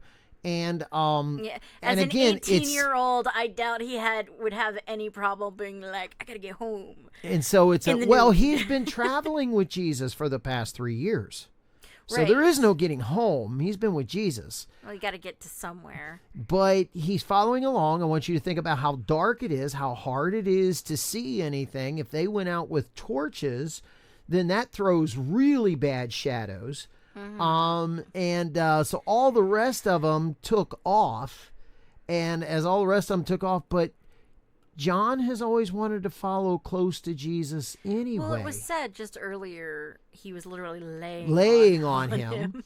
And so this is the one that, and so kudos to John that he wanted to, and so it's a tunic type of, they call it a shirt here, but it's an all-in-one piece that comes all the way down. And for how low? A little bit below the waist, maybe just a bit above the knees or just a bit below the knees.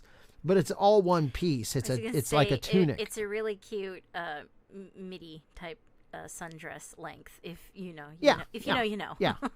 And so he's still hanging around. And so kudos to John.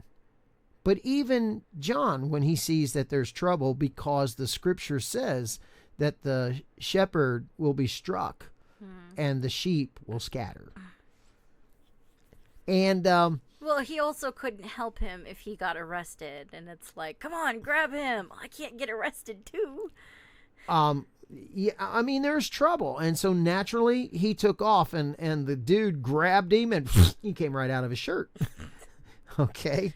So that's what this one tells us. Now, all of the scriptures tell us about this cutting off the ear thing. And I've always wondered, where in the world did the sword come from? So let's take a look at Luke 22. Yeah. Mm-hmm. And if Shouldn't we have started with the historiology of this? Oh, did we? We didn't. We didn't. So we're in it. Let's just go. In it to we win we it. messed Okay. we messed it up. Blame it on me. Yeah, no. When the other disciples saw what was about to happen, they exclaimed, "Lord, should we fight? We brought the swords." Oh, no. Go earlier. Oh. It's earlier. I like that though. We brought the swords. Well, you go earlier, because it will tell you. This one? No, earlier. Almost at the very beginning. Simon, Simon, Satan has asked to sift each of you like wheat, but I have pleaded in prayer for you, Simon, that you should not fail. Oh, he's using his OG name. No. Well, so when you have repented and turned to me again, strengthen your brothers. Peter said, Lord, I am ready to go to prison with you and even die with you. But Jesus said, Peter, let me tell you something. Before the rooster crows tomorrow morning, you will deny 3 times that you even know me. Then Jesus asked them, when I sent you out to preach the good news and you did not have money, a traveler's bag, or an extra pair of sandals, did you need anything? No, they replied. But now, he said, take your money and traveler's bags, and if you don't have a sword, sell your cloak and buy one. For the time has come for this prophecy about me to be fulfilled. He was counted among the rebels. Yes, everything written about me by the prophets will come true. Look, Lord, they replied, we have 2 swords among us. Look, we got 2 swords. I mean, It's like the two brain cells. We got two of them. We got two of them. Okay. We brought the swords. Can we... Now look at Jesus's reply. That's enough, he said. That's enough. That's enough. Jesus knew about this episode about the man's ear. Yeah. So much so that he set his disciples up to bring swords. Have you ever wondered why there was a sword there when they never had one before? There it is. The explanation is given. And we're looking at Luke, and remember how Luke is written. Mm. Luke is this guy that's sitting around by the campfire with two or three of the disciples and going, hey, Peter, tell me about this one. Hey, Alphaeus, whatever. Tell me about this. And you get the different disciples batting because he's hanging around the disciples, where Mark is kind of solo one at a time. And he gets that bang. Well, yeah, no, that's not really. Remember what Jesus said? He told us that we're going to need swords. Oh, yeah, that's right. And so we get some of those kinds of things off of Luke. Mm-hmm. And so here you go. That's how this story, they're sitting around a campfire, and Luke is going, I'm still writing this down for Theophilus. He goes, guys, help me out with this. How did this happen? And all of a sudden, two or three of them may start piping in and saying, yeah, well, Jesus had told us when we were there that night. You remember that? Oh, yeah, I remember that. And he said it like this. Thou shouldest. No. Thou shootest? What are we shooting now? Thou swordest. And so that's how we get these. And I'll tell you why. Because remember, Luke is writing this as a letter to Theophilus. Mm-hmm. And Luke is trying to make sure that he has got everything accurate. Oh, yeah. So Luke is asking these guys about the stories, and in their mind, they're working to make sure that their stories are straight. And he's writing it down. Yeah. And so we get to this portion that Luke is writing down, and Luke is telling Theophilus, yeah, look, here's the whole reason why they had the swords. Because Jesus said, there's going to be, you're going to need them. The time the prophecy is being fulfilled about me, you're going to need swords to protect yourself.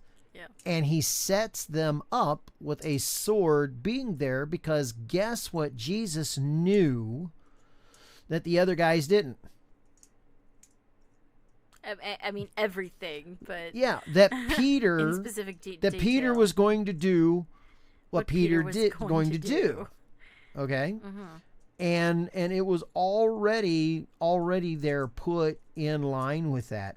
Now, not only did Luke do that, but go back to Luke 22, and you'll get the first place where we get to see that not only the story about the sword, but where Luke's story is just a little bit different, is they head over, at the beginning of where they head over, there is this little word in verse 39. Can you read 39 for us? Then, accompanied by the disciples, Jesus left the upstairs room and went, as usual, to the Mount of Olives. Did you catch? As usual, yeah. If as usual. If something is usual, I mean, it happens a lot. Right. So this is common, it's normal. Common practice. Yeah. That when Jesus does something, so I'm even thinking that they probably are used to even sleeping over there, that's a place where they can just throw their stuff out on the ground and they can sleep underneath the trees. Maybe. Over at the Mount of Olives. Yeah, maybe. In that particular grove of olive trees known as Gethsemane. Mm-hmm. Okay? We done? It was so as usual. The norm. It's the norm. This is the normal practice. So with that being the case, we can start seeing, we know the story of the traitor. But that's what the John scripture is all about. John doesn't talk about the praying. John doesn't talk about going up. Remember, John is not getting his story from somebody else. John was there. Yeah. John may have been the one that come out of his shirt. We're not going to talk about that half. John may have been the one, well, he's taking it from his point of view of what happened that night. So when you're doing that from a person who was there, you're getting what really he dealt with the most. John deals mainly with the arrest, not the prayer part of it. Matthew got the prayer part of it. John didn't. What stuck in John's mind was that my Lord was arrested. Mm-hmm. Interesting, for as spiritual as a person of the person that John is and later becomes, it was Matthew who was more concerned about understanding the praying of Jesus. And John, as a kid, check it out. So what would a kid be more? Well, the person they took my Lord. They took him. Yeah, they took who I've been relying on the last 3 years. Yeah.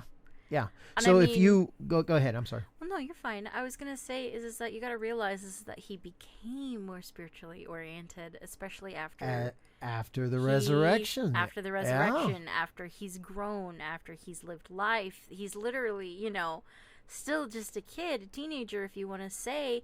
And even though he's been doing good, learning all of these things and trying to grow up and understand them, in that moment of being shocked, literally, there's this trouble, there's this issue, his entire world completely got rocked. Yeah.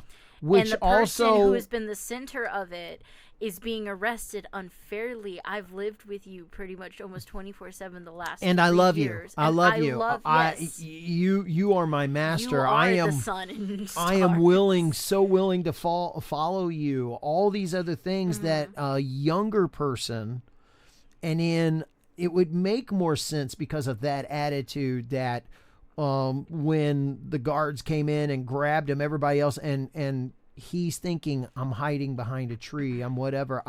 I said that I wouldn't until the guard turned around and grabbed his shirt, and then he took off too. Well, you also got to realize Jesus is the adult in his life. He doesn't have a house. He's been living with Jesus this entire time.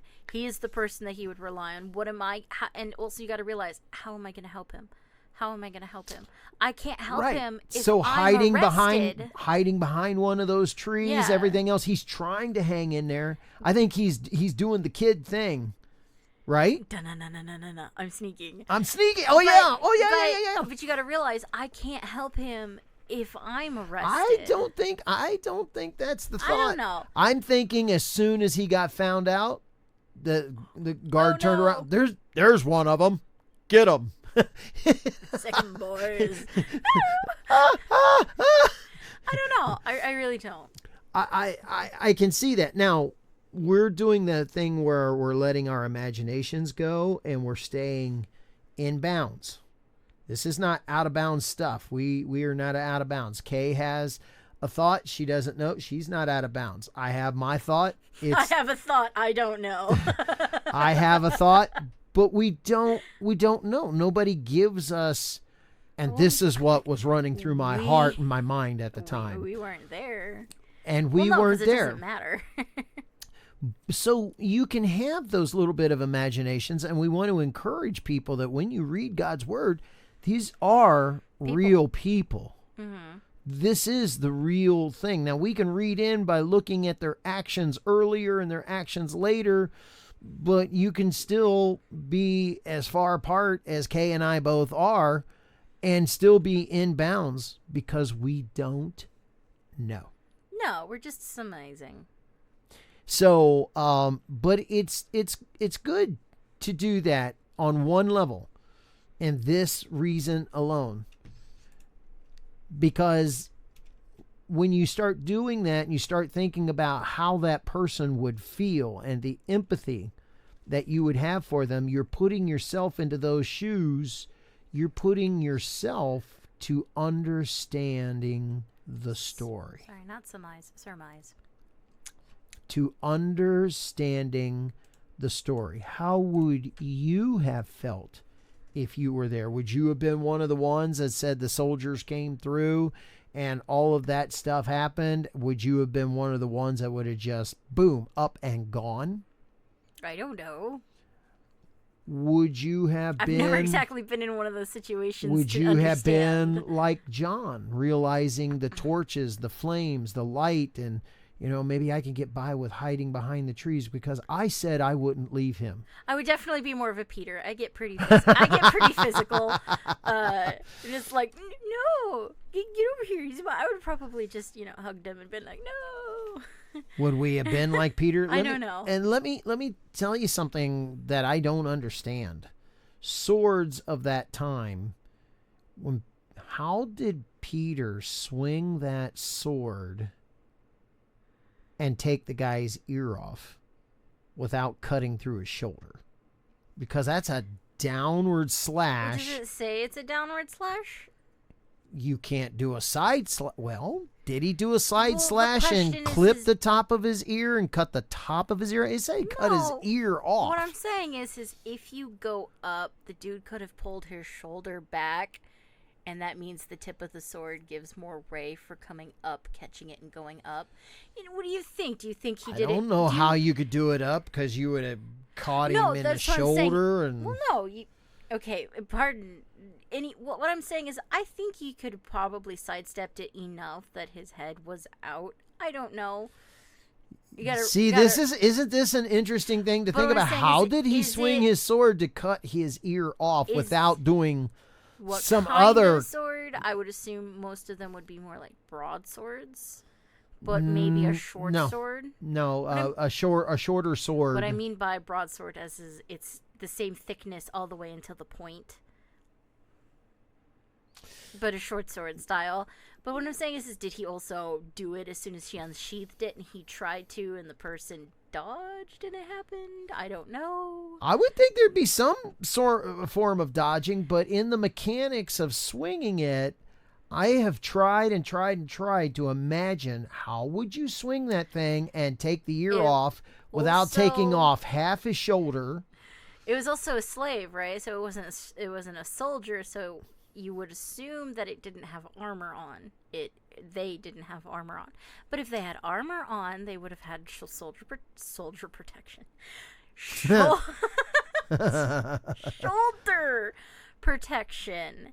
And obviously, if the soldiers are there and they have armor on and they're treating it as seriously, why wouldn't most of the people show up with Well, there's armor? no Roman soldiers there. No, There's just temple guards. Temple guards. Soldiers. Temple guards. Guards would still have most I would likely think a light type I would think of they would armor. have some sort.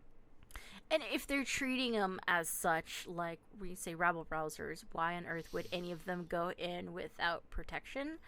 And having the protection of armor on, you could say if it is a downward swing and it did chop off the person's ear, it hit his armor.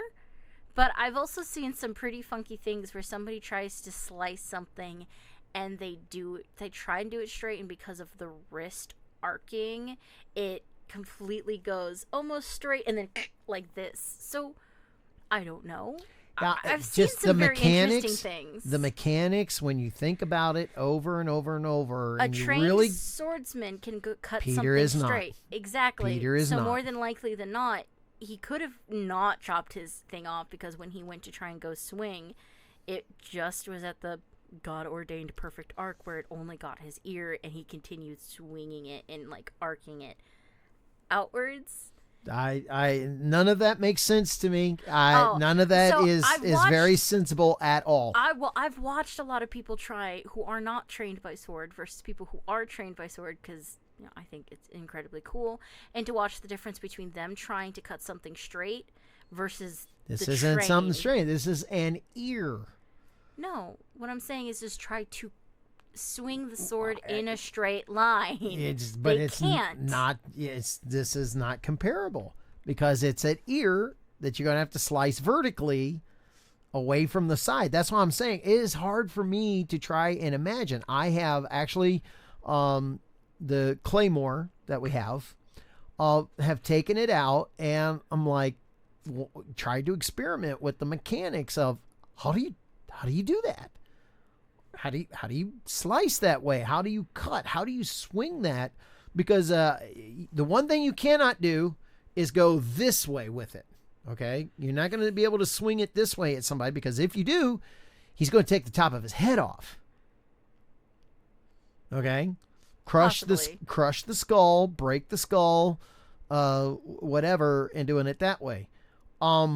So it seems logical to me. Somehow up and down kind of has to be it. Well, that doesn't even hardly make any sense. And that's where I'm trying to tell you about watching sword play versus trained and untrained. Anyway, we're digressing. No, not really. We're not communicating, that's for sure. I'm talking about the mechanics of how does this happen, and yet there's not a something. bolt, Dad. Huh? It's not a bolt. Didn't say anything about being a bolt. What I'm saying is the mechanics of something versus human form, art, blah blah blah, fluidity. It's much more like the oil running through the system than it is the bolts and metal in the it runs. Okay, we're definitely not communicating there. We're not, which is why I'm trying to move on. Okay. So, but what I am pointing out though is that very consistent. God ordained that 3 of them recorded that, but in the book of John, it does not record that. That's not what John is about. Oh, John 3 for 4. John is only about the arrest. Now, maybe it's in there. I don't know. Let's go back and look at it. John chapter 18. No, it is in there. Okay, that part. He actually names the slave too. That part is the only thing. But as far as the prayer part of it, John does not record about Jesus going and praying. No, it's right into. And isn't that rather unusual? Because John is one of the ones that Jesus takes with him. Peter, James, and John. Him and his brother. They're the sons of Zebedee. He's the one that they take, and then Jesus goes even a little further from them. And so they were having a problem with being sleepy. So that's the other thing, being startled awake. Oh, yeah, especially since you've, fallen asleep, woken back up, fallen back asleep, woken back up. Yeah. I have more, recently because of the kids being asleep and constantly getting woken up by them possibly hurling. Oh, yeah. So anyway, let's read 1 through 14 should cover this. Yes. Go ahead. Hopefully. So, Jesus is betrayed and arrested. After saying these things, Jesus crossed the Kidron Valley with his disciples and entered a grove of olive trees. Judas the betrayer knew this place because Jesus had often gone there with his disciples. The leading priests and Pharisees had given Judas the contingent of Roman soldiers and temple guards to accompany him. Now, with blazing torches, lanterns, and weapons, they arrived at the olive grove. Jesus fully realized all that was going to happen to him, so he stepped forward to meet them. "Who are you looking for?" he asked. "Jesus the Nazarene," they replied. "I am he," he said. Judas, who betrayed him, was standing with them. As Jesus said, "I am he," they all drew back and fell to the ground. Once more he asked them, "Who are you looking for?"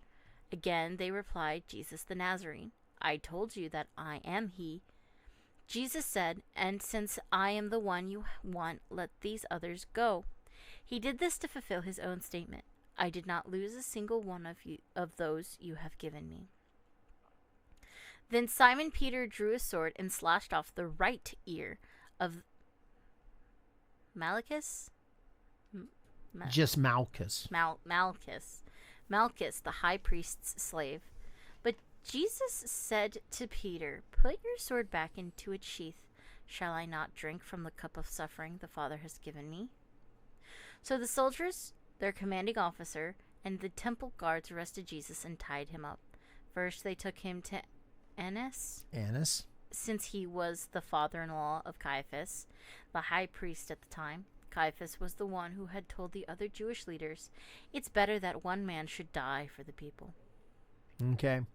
I stand corrected. Before I corrected you and said, no, temple guards. And I never knew the temple guards. I always thought it was the Roman shoulders. So you're back to that again. I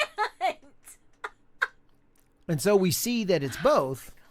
Yeah, it's both. I never knew the temple guards. I always thought the Roman ones, and you're like, oh, it's the temple guards. So And it shows you out of each one of the books how I feel each like different author. it was an important thing about they all fell to the ground. I feel like that's kind of an important detail. I don't know. But the one who didn't take off, who was still paying attention and lagging behind, guess what he would have seen when the other ones are scrambling for their lives? But that was before it said that Peter. I told you that I am he is before, and then Simon drew the sword and slashed off the right ear. Right. But if Luke and Mark are writing it after people who were saying what was going on, if the bulk of them are scrambling to get out of there, they wouldn't know. They wouldn't have. But Peter would have, and the different ones that are looking, trying to hide behind the trees, trying to dodge, trying to do all this other kinds of stuff. And Jesus is going to let the rest of them go. And somebody's like, I didn't hear what was going on. I didn't see the other stuff. I just woke up out of a sleep. And next thing I know, Peter's chopping off a guy's ear. Well, right. Okay. Where John was with the other two, but Matthew wasn't. So one of the eyewitnesses records, when Jesus came over and said, "Oh, so John was up first." You can see that Matthew, being a little older. Well, it's also interesting that John did not record the kiss. Nope. And I feel like he probably wouldn't because of he was so close to Jesus and he did those kinds of things to him that it probably always got his ire up about, like, I'm freaking kissing her. Could be. I don't know. Something could the child be. Or it just could be where he was standing at nighttime. Didn't see him. Well, if he was so freaking close, but it literally considered him hiding behind Jesus. Remember how bad light shadows, if all they had is just fire torches and how dark it is. Well, you got to realize two different things. But what you're saying can also be true. Right. So I know I have an issue with it when it's dusk, the sky is still incredibly bright, but the road and the shadows of the tree are dark enough that I need to turn on the headlights, that it's getting hard to see. The headlights aren't bright enough because the sky is still so bright. I can't see the road very easily, and that contrast between the two. So imagine the moon is super bright, but then suddenly the torch lights are there. The torches make it harder to see everything because the two contrasting light sources, because one's a lot closer than the other, and so all of a sudden they're trying to, like, oh, it's so bright, and you gotta focus on dilating, those pupils kind of things. So different things, didn't see everything. Hiding behind Jesus, I didn't see Judas come up and betray him like that, or I refuse to say it because, how dare he betray someone with a kiss, So you got these two major things that are going on that is affecting this whole scene. Number one, it's dark. Yeah. Number two, people have been asleep and brought up out of their sleep to try to get an understanding of what's going on round about them. So this makes the situation really difficult. And what is great to see here in Gethsemane, here's the thing that we're going to get at. Are you ready? That how accurate. Now, when these things are written, these books are written, all four of these books are written at different times. The first book that's written is Matthew. The last book that's written is John. Yeah. The other two are written fairly close to each other within a decade. Oh, really? Within I a didn't decade. realize that they were that close. But none of them are written in the same geographical area. Matthew is written in Jerusalem. Mark is written somewhere in Asia Minor. While he is on the travels the road with them. Okay. With them. Luke is written in Jerusalem, but years after Matthew is written. Mm-hmm. Okay, so and up in the north, and as Luke is also on missionary, Yeah, so going with Paul and so forth. So he's writing all this back. John is written in Ephesus. yes. The guys are nowhere near each other. While he's Now- preaching, now Mark pastoring and the church, now right? Mark and Luke was with the yes, Mark and Luke was with the others in order to get their opinion and to write it down. Mm-hmm. Matthew, he wrote his all by himself. John, he wrote his all by himself. As an old man pastoring a church in Ephesus. Yep. What? The only one that wrote, I shouldn't say by their own hand, but Matthew wrote his by his own hand. John wrote his by having scribes. Oh, And he told them interesting. the story. Yeah. John's is written in Greek. Yeah. Matthew. So is Luke's. Luke's is written in Greek. So is John Mark's is written in Greek. And Matthew's is the only Matthew one in Hebrew. has Hebrew references throughout it. So It's it's mainly written in Greek, but then it has a bit of Hebrew in it. we don't know. We don't have an original. Okay. But in the copies, there are a lot of Hebrew references in the Hebrew language in them. Well, it would make sense where he was in Jerusalem describing it. Why not in the local language? Which And the of question chapters is in Hebrew? is the original in Hebrew? Because that was his audience. that would make sense. But The we most don't have an sense. original. We don't have the earliest copy of anything that we have is a papyra that was written on in 250 AD, and it has a portion of scripture from the Gospel of John. That is the youngest, closest to Christ piece of thing that we have, and it's only as Youngest? big You as mean it's oldest? only as big as your head. Oldest and closest to Christ. Yeah, oldest and closest to Christ, and we know that it is a copy. Right. Yeah, 250. Right. So these are the Oldest the, gospel specifically. It's, we're talking. it's the oldest piece of gospel writing Yes. that we have. So we don't have anything by their hand, and so when it comes to Matthew, the things that we have where he has his Hebrew references, was it just the people putting it in the languages when it came to those references? Did they just keep them and so use the Hebrew, or was his first one really in all Hebrew? Well, we have no idea. Yeah, it's It just would make the most a sense. surmise that we got. It would make sense Yeah. because the people in Jerusalem was his audience, but the people in Jerusalem spoke Greek too, Yeah. and Latin. So that doesn't necessarily hold water.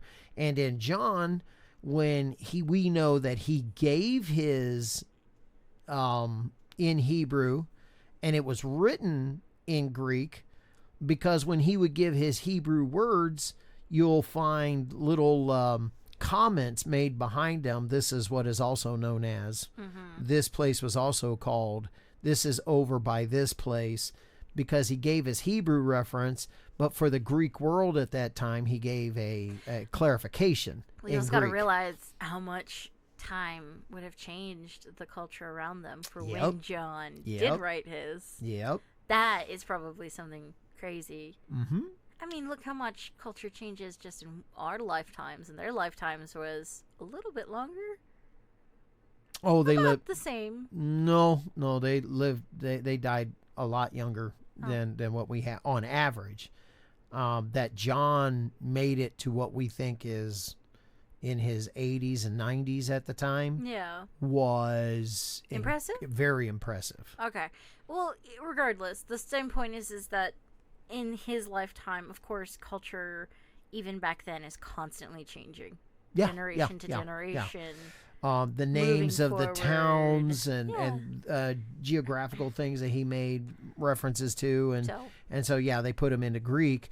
So what you end up getting is, so these different perspectives, and it shows up all on this one night, especially the perspectives because of it being dark and all of a sudden being awakened out of a sleep. Yeah, but all of the details still hold true. And then you get this guy's perspective.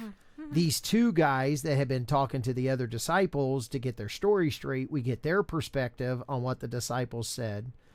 And you would think, since they got to work out their stories about what they remember, that they got pretty good stories. Well, look how accurate Luke and Mark are to each other. Okay? And then John, he's got this perspective as the young kid at the time, and they took my Lord. And now here he is in his 80s and 90s, having it written from way back then. Yeah. And he can still, and this is what I get, it's still on his heart what impressed him the most that day. Well, you also got to realize that when they went off and Jesus went off a little bit ahead of them, it never said, he said he woke up the disciples. I think we'd have to reread it, but he did specifically talk to Peter about the fact that it's like, why are you asleep? That's the first time. Right, but do you think John really woke up the first time? He could have possibly stayed asleep the entire time. We don't know, because he only spoke to Peter. He only referenced Peter. Yeah. He spoke so we don't know, did he awake enough in his sleep that, I'm not opening my eyes, but what did Jesus say? Yeah. That I heard it or I remember it. I don't know. Was it still in a stupor of possibly being in a dream? Since he didn't record it? Maybe he was. Maybe he just slept right through all that. Yeah. Maybe that. And it's like, so the others are saying Jesus, being that he was a kid, could be, he's the one that slept the hardest, couldn't, Sure. I mean, all these things play into it. Yeah. So then let's get back to the heart of the story of Gethsemane. Yeah. Here's the heart. Jesus needed some help praying. Wait, is this the main thing? No. Oh, okay. Jesus needed some help praying.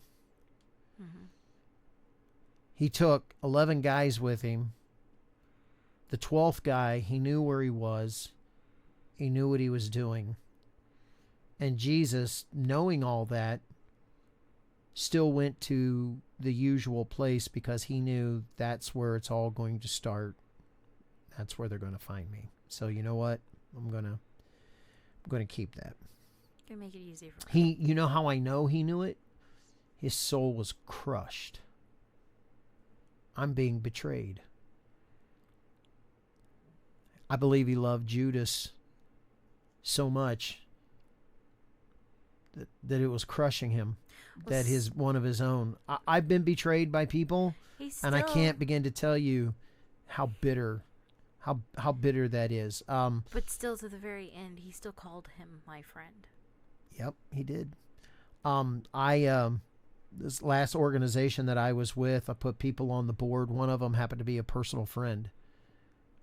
And when I was fired unduly, I looked right at him and I said, even you? I can't believe you're even going to go with this? Two. It was an et tu brute moment. And he wouldn't look at me, just put his head down and looked straight at the table down in front of him in the board meeting. And I when you would like for somebody to stand up for you,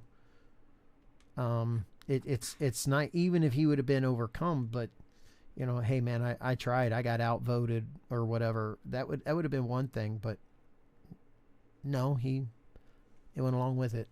And that he's not the first person that's done it to me. I've been betrayed by all kinds of people before.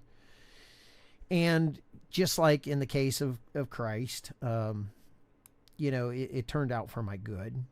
Look at Joseph. He was betrayed by all brothers. All brothers. you know. There was one that was going to try to rescue him and come back for him, but it was all brothers, man. Yeah, but he didn't stop it in the first place. Because him too held a bit of So here you go. contempt for him. So Jesus goes there, and he has 8 of them. You know, you guys stay here. Goes on a little further, gives the instructions that pray with me. I need help. Now think of that. Jesus. Let me say that name again. Jesus said, I need help praying. Oh, man. If the master trusts you enough to say, I need help praying, and you talk about feeling honored, right? Now, I need to be careful here because I am no better than these guys. So I don't want to sit in judgment. I absolutely can know. Before I go to bed, I always pray. And I can't say I always pray. There's a few times where I try and pray. And I fail, because when I go to lay and I close my eyes and I start praying, I will literally either wake up the next morning and I'm like, did I finish praying or not? Or there's other times where I'm mentally speaking to myself and I'm doing nothing but circles because I'm dragging off into sleep. And it's like, I'm trying to pray.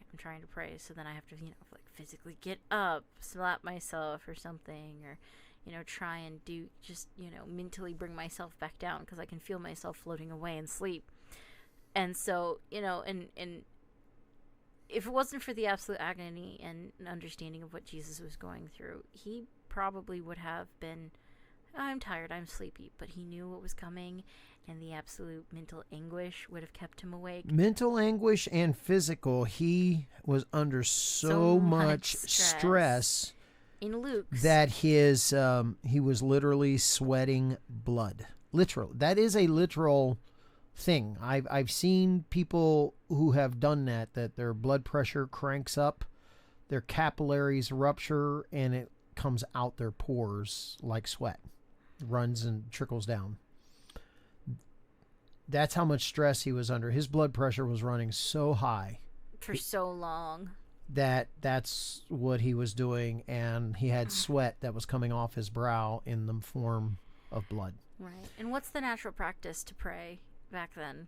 I'm not sure what you mean. Well, when you go to pray, you get down on your face, or I don't know. Falling on your face before God is common. Very common back then. So you think they're already semi-laying down, and if you're tired enough and your stomach's full, right. And, no, you're and on your, it. your you're eyes on it. are closed and you're trying to pray, they're not in the mental anguish because the dolts, like we all are, don't quite understand everything that's going on. So like, they're still carefree until, a little well, bit they're later. not. The obvious is they're not carrying the burden. Not fully either. And even if they do somewhat, you could say, oh, well, some of them understood it. Somewhat. Right. But it's to the point of, well, they can still sleep at night. So obviously they're not carrying that much anguish about it. Right. So, and it's what Jesus prays. He knows. Mm-hmm. We know from Luke, get the sword. He knows what's coming. He knows what's going to happen over there. In John, the prayer going across the Kidron Valley, what he prays for them. Mm-hmm. These are the ones that you gave me, Lord, and so he prays for them, telling Peter that before the night was over, you're going to deny me 3 times. He knows right. all of this stuff. Real quick, was Peter the only one who stayed up watching or waiting for the court to adjourn? We don't know. They all scattered. We only have the statement from Peter's that he was there through the night waiting. Through the night. Mm-hmm. Right. So, and he was one of the ones with the sword. Well, he grabbed it, so it had to be nearby him. I don't know who was carrying it, but he grabbed it. Considered the sword between the two of them. The others, whether or not they stayed up, all night or not, but Peter was the one closest to the danger that we know of possibly being found and arrested, which is what leads him to his denial of Christ. Well, with John coming, and I think it's John. But the one who came, to go get clothes. The one came out of his shirt. He was pretty close because a guard grabbed him. No, I'm talking about after Jesus was arrested and through the rest of the night. Well, he had rest of the night, but I'm saying that because John was at the cross, because Jesus speaks to him. Right. Well. So you get what I'm saying. I'm speaking of just through this night and into the next morning. Right. I'm not talking about the rest of it. I get that. I'm just telling you, the next time we find somebody there that he knew was at the cross, goes to the cross. Well, his mom too, but yeah. Mm-hmm. So, but we know Peter was there for the first night with the denial. He's out in the courtyard of Caiaphas's house. Yes. Or Annas' house. No, I think it's Caiaphas. Went to Annas first, then he went to Caiaphas, but he was out in the courtyard. Yes, to wherever they were. But the thing is Peter, which is what leads him to his denial, is trying to prove him wrong that I'm not going to scatter from the shepherd, using Jesus's words. Mm-hmm. But in his denial of trying to get around scripture of the prophecy, it then leads to his denial of Christ. Mm-hmm. Mm-hmm. And John obviously needing to go get some clothes on before he can come back, and we don't have any other forms of what happened to any of the rest of them. But we know that they were out and about and around because we have the stories of what was happening. Just very now interesting. Notice who we're talking about being around him. Who were the first two to the tomb? Peter and John. Yes, the two that were the only two that were mentioned. Seemed to be hanging. The two that seemed to be hanging around. Right. So this is what I want to get at. We're not there yet. Sorry. So a little off point, but whatever. No. We're just jumping ahead in the story. But so as we're at the garden, this is why the garden matters. Here's Jesus who asked for help, but has to carry the burden alone. The heaviness of it, he literally is sweating blood, but no one helped him carry the burden. He had to do it alone. This is some of the angstiest. I wouldn't say angsty. No, not the right word. Heart-wrenching part of watching my Lord, who asked for help, had those around him, took them with him, and yet still had to do it alone. No. I hate that word, alone. Knowing I could not do any better than they. Correct. That's why I was saying, before I go off into bashing them, that I am no better than they. Yeah.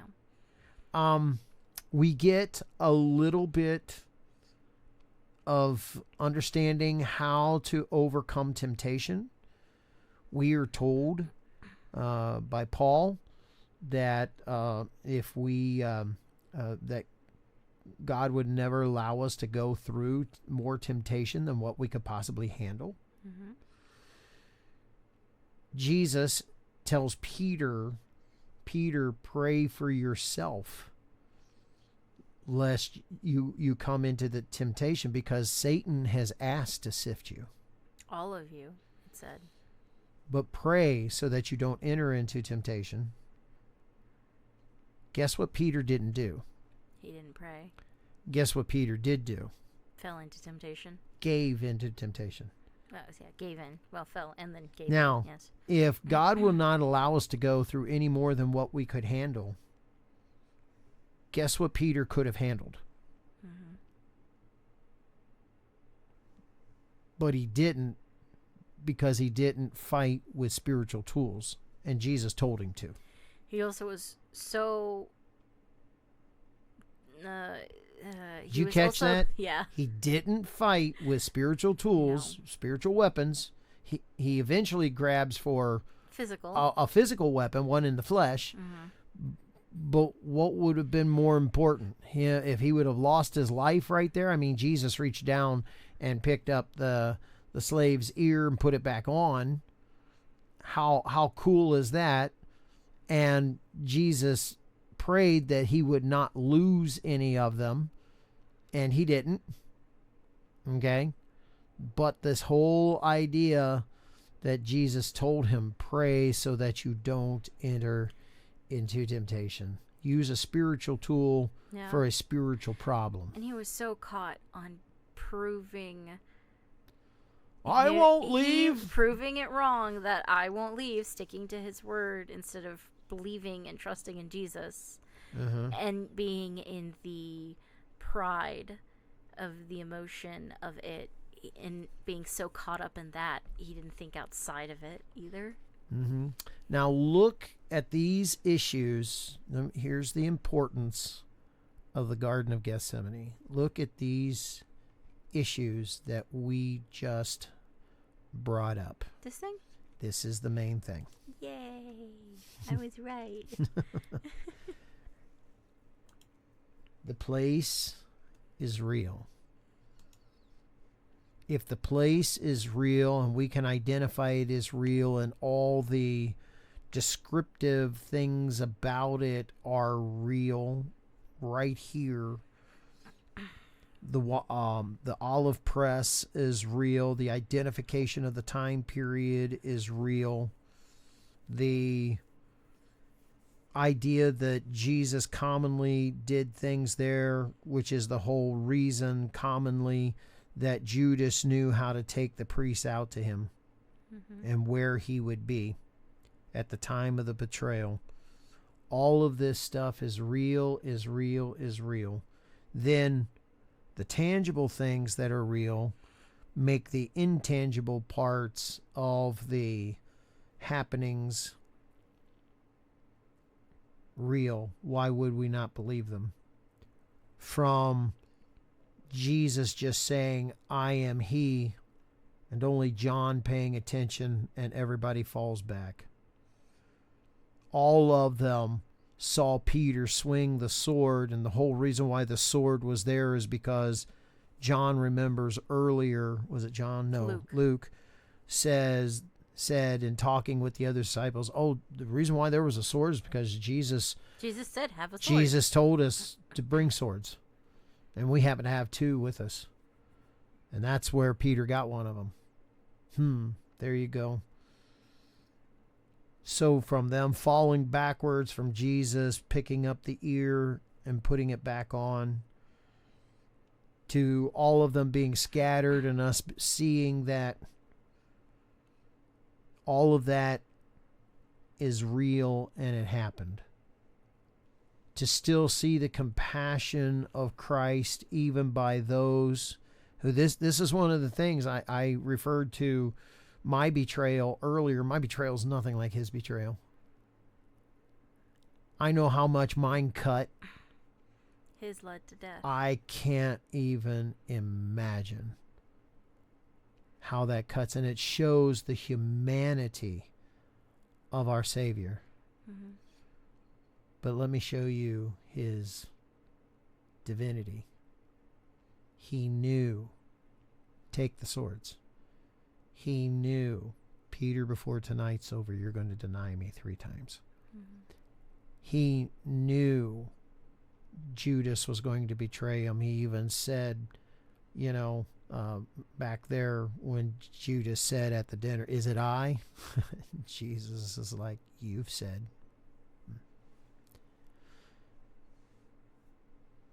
Jesus even knew when Judas comes through and he betrays the Son of Man with a kiss. He knew what it was all about. With all of that knowledge, Peter, don't you know that I could call for a legion of angels? The divinity, though, says, Father, not my will, but yours. That thing, by putting on the flesh of wanting to survive yourself, Jesus put the flesh to death before the decision was made, before the ultimate decision was made. And he shows us his divinity. Not my will, but yours be done. He asked for help, but he did it alone. I tell you, that alone word still is one of the things that shakes me. I hate alone. I can do a lot of things when somebody's holding my hand. I hate alone. It's what they decided that needed to be done, regardless if somebody was with him. But it was deemed long ago that nobody was going to be with him anyway. It was known, yeah. Those are the things that grab our hearts and makes this story the power of God unto salvation.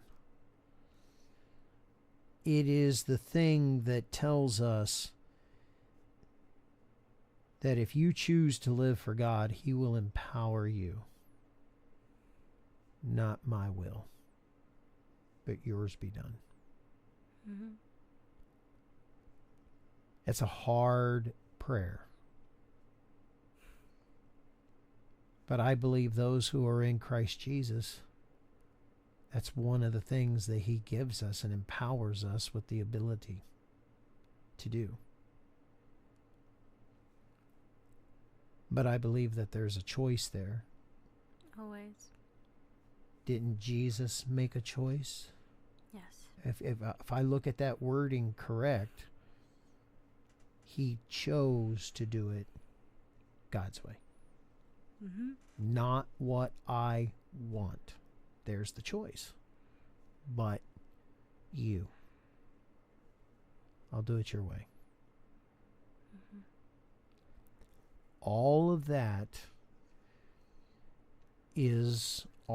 this turns out, the whole point being in a garden, a tangible place that is still there to this day. Can you see Jesus on the ground praying, sweating blood, the blood pressure being so hard and so high that he literally is saying, my soul is crushed. It's real. It's a real place. These things recorded really happened. And the whole reason for you to see how He willingly, that's a choice. When you put your will into it and that's what you decide to do, that means you made a choice. Mm-hmm. Laid down His life for us. It all comes to this. Luke chapter 1, verses 1 through 4. And this is the main thing. Many people have set out to write accounts about the events that have been fulfilled among us. Many people. That includes Matthew, Mark, Luke, and John. They used the eyewitness reports circulating among us from the early disciples. Having carefully investigated, let me reread that, a doctor, having carefully investigated everything from the beginning, I also have decided to write an accurate account for you, most honorable Theophilus, so you can be certain of the truth of everything you were taught. Can you highlight that verse 4 for us? Do you know what that means? It's true. So that you can be certain of the truth of everything you were taught. I have gone out and have done the research. I, who have walked among these men who lived during this time, not somebody that's lived 2,000 years later giving you his opinion. I have done the research. I have interviewed all who I can so that I can write an accurate account for you so that you can be certain of the truth of everything you can be taught. We're taught. We're taught. The tangibles, the places, the people, everything. The whole reason why we did tangible evidence for an intangible faith is so that you could be certain